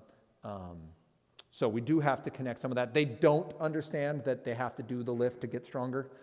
So the fact that AI can just do it, they'll be like, well, why would I need to do this if AI could just always, like AI will always be here, so why would I ever need to do it? And as we have found, because I asked that growing up, I'm like, well, I have Google. Why do I need to go to school when I can just Google it? And so many reasons. But the short version is because you were designed to think. If you remember Adam in the garden, he was given a job before there was sin. Actually, before there were spouses, he was given a job. He was told to name all the animals, which was a creative endeavor. He named something and God said, sure enough, that's its name. Here we go. We were allowed to make our imprint on a perfect planet before the fall. That was a part of the good creation. And it's part of how your kid is wired. Allowing them to subjugate their minds to AI. Takes the joy, the fun, and the growth out of every aspect of life. And we want our children to be healthy, be enthralled by the world God made them. And I truly believe if we ask enough questions, we always end up at God, be they math questions, English questions, people questions, society questions, brokenness questions. And we want our children to ask really good questions and enjoy the process of figuring it out. So, yeah, they do know a lot about it. Do you have fears, I mean, does the education system, do you think they're concerned that they're going to raise a generation of kids who can't think for themselves? Do they care? The tech companies? Like the whole education, yeah. Yeah, so there was just a hearing this week before a breakout of the U.S. House on AI and children, and we can prove already statistically that one-to-one devices in the classroom, not just smartphones, but actually internet-connected technology as the primary means of education is not working, and it's hurting the lowest kids the most. And so we can prove that they're the first generation of kids that aren't doing better than their predecessors. We can see that because we've put so many test scores in, which might be part of the problem. Neither here nor there. Technology's not helping. So yes, we know it's happening.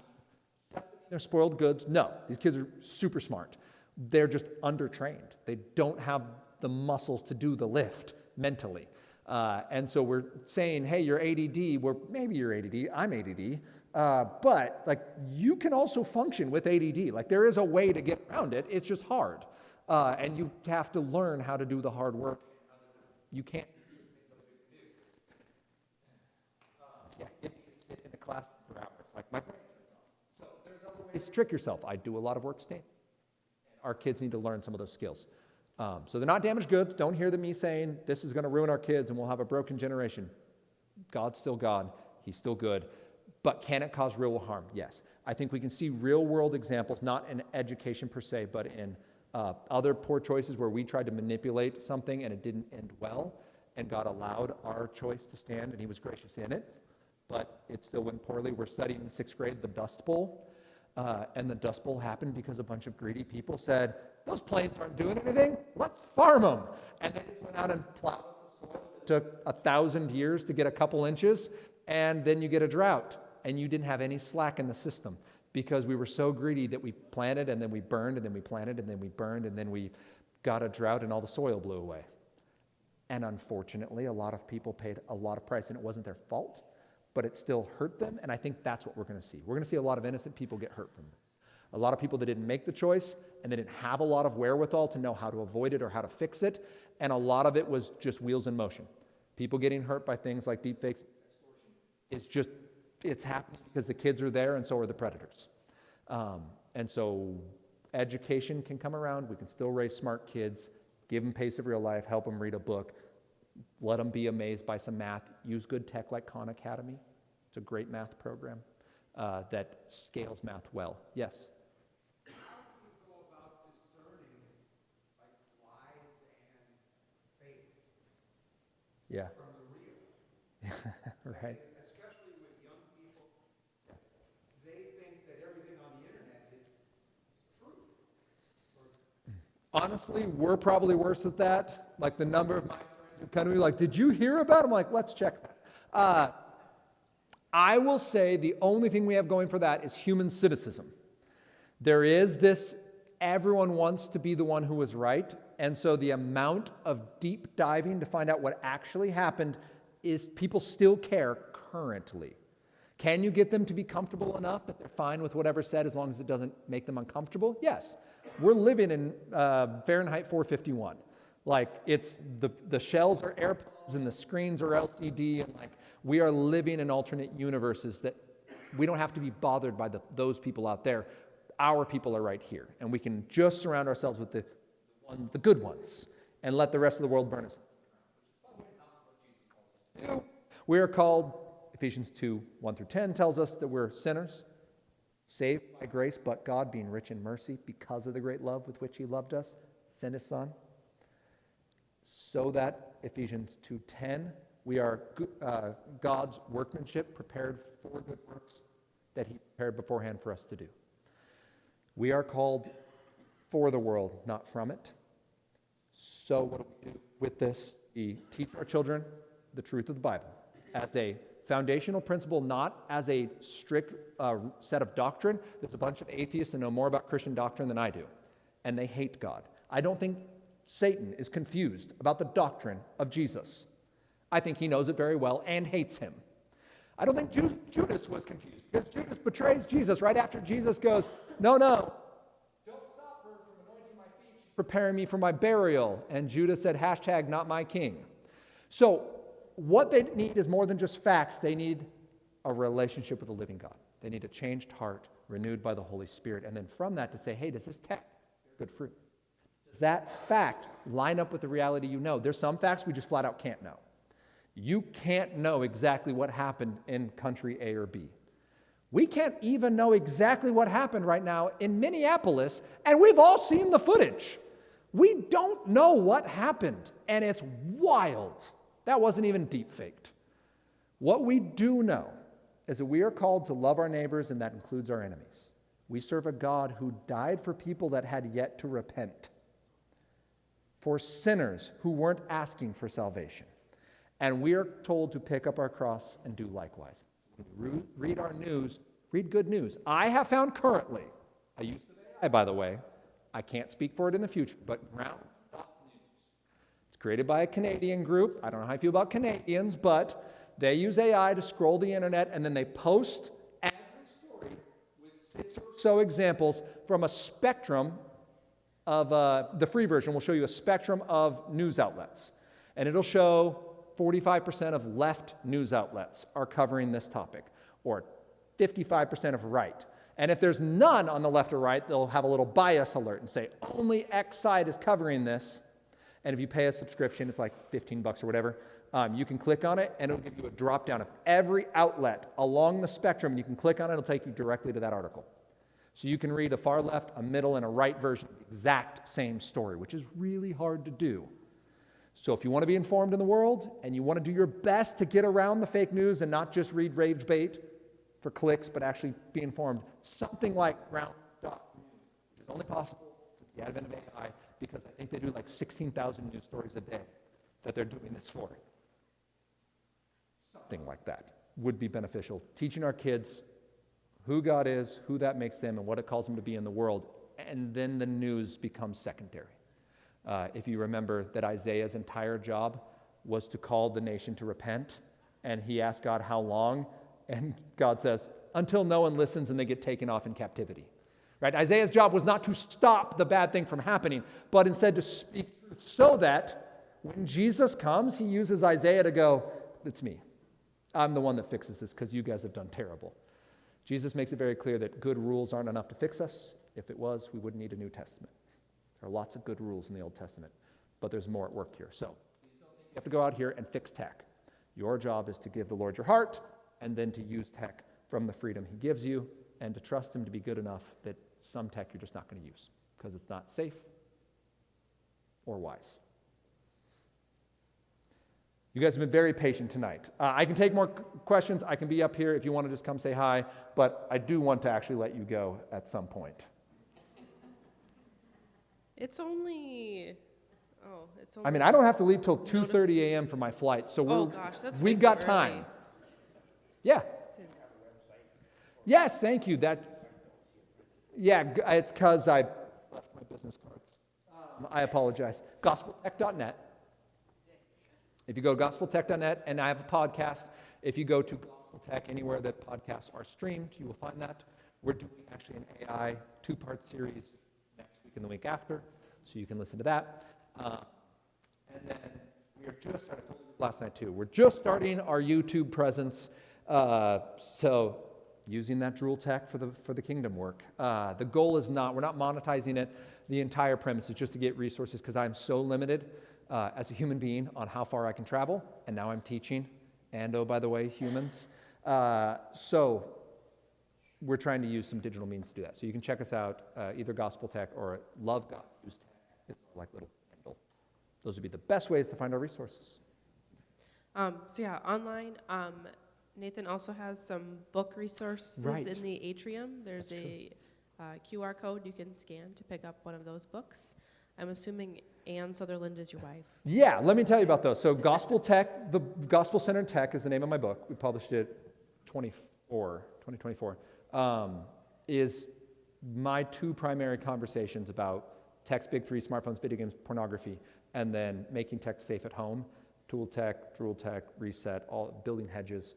So it's 10 chapters addressing 10 topics with the research in the back so that you can know that I'm not just making it up. So that's my book, and it's meant to be like someone wasn't here and you want to just hand it to them and they can finish it in like an hour and a half. My wife's book is a 25-day called The Graceful Disconnect. It's a 25-day devotional aimed at moms to encourage them in turning their eyes back to Jesus as they're feeling overwhelmed, trying to parent in a tech world. So those are both out there. There's a QR code you can use. You're welcome to use a check or cash as well. But thank you for bringing that up. I had forgotten I have a book. It's very nice and easy to read. So if there's someone you want to pass things on to, Nathan gave us permission to record both last night and tonight. So those will be available on our St. John YouTube channel if you'd like to pass those on to somebody, or in any other of those means. We're just so grateful that you were able to travel here and be with us. Thanks for having me. And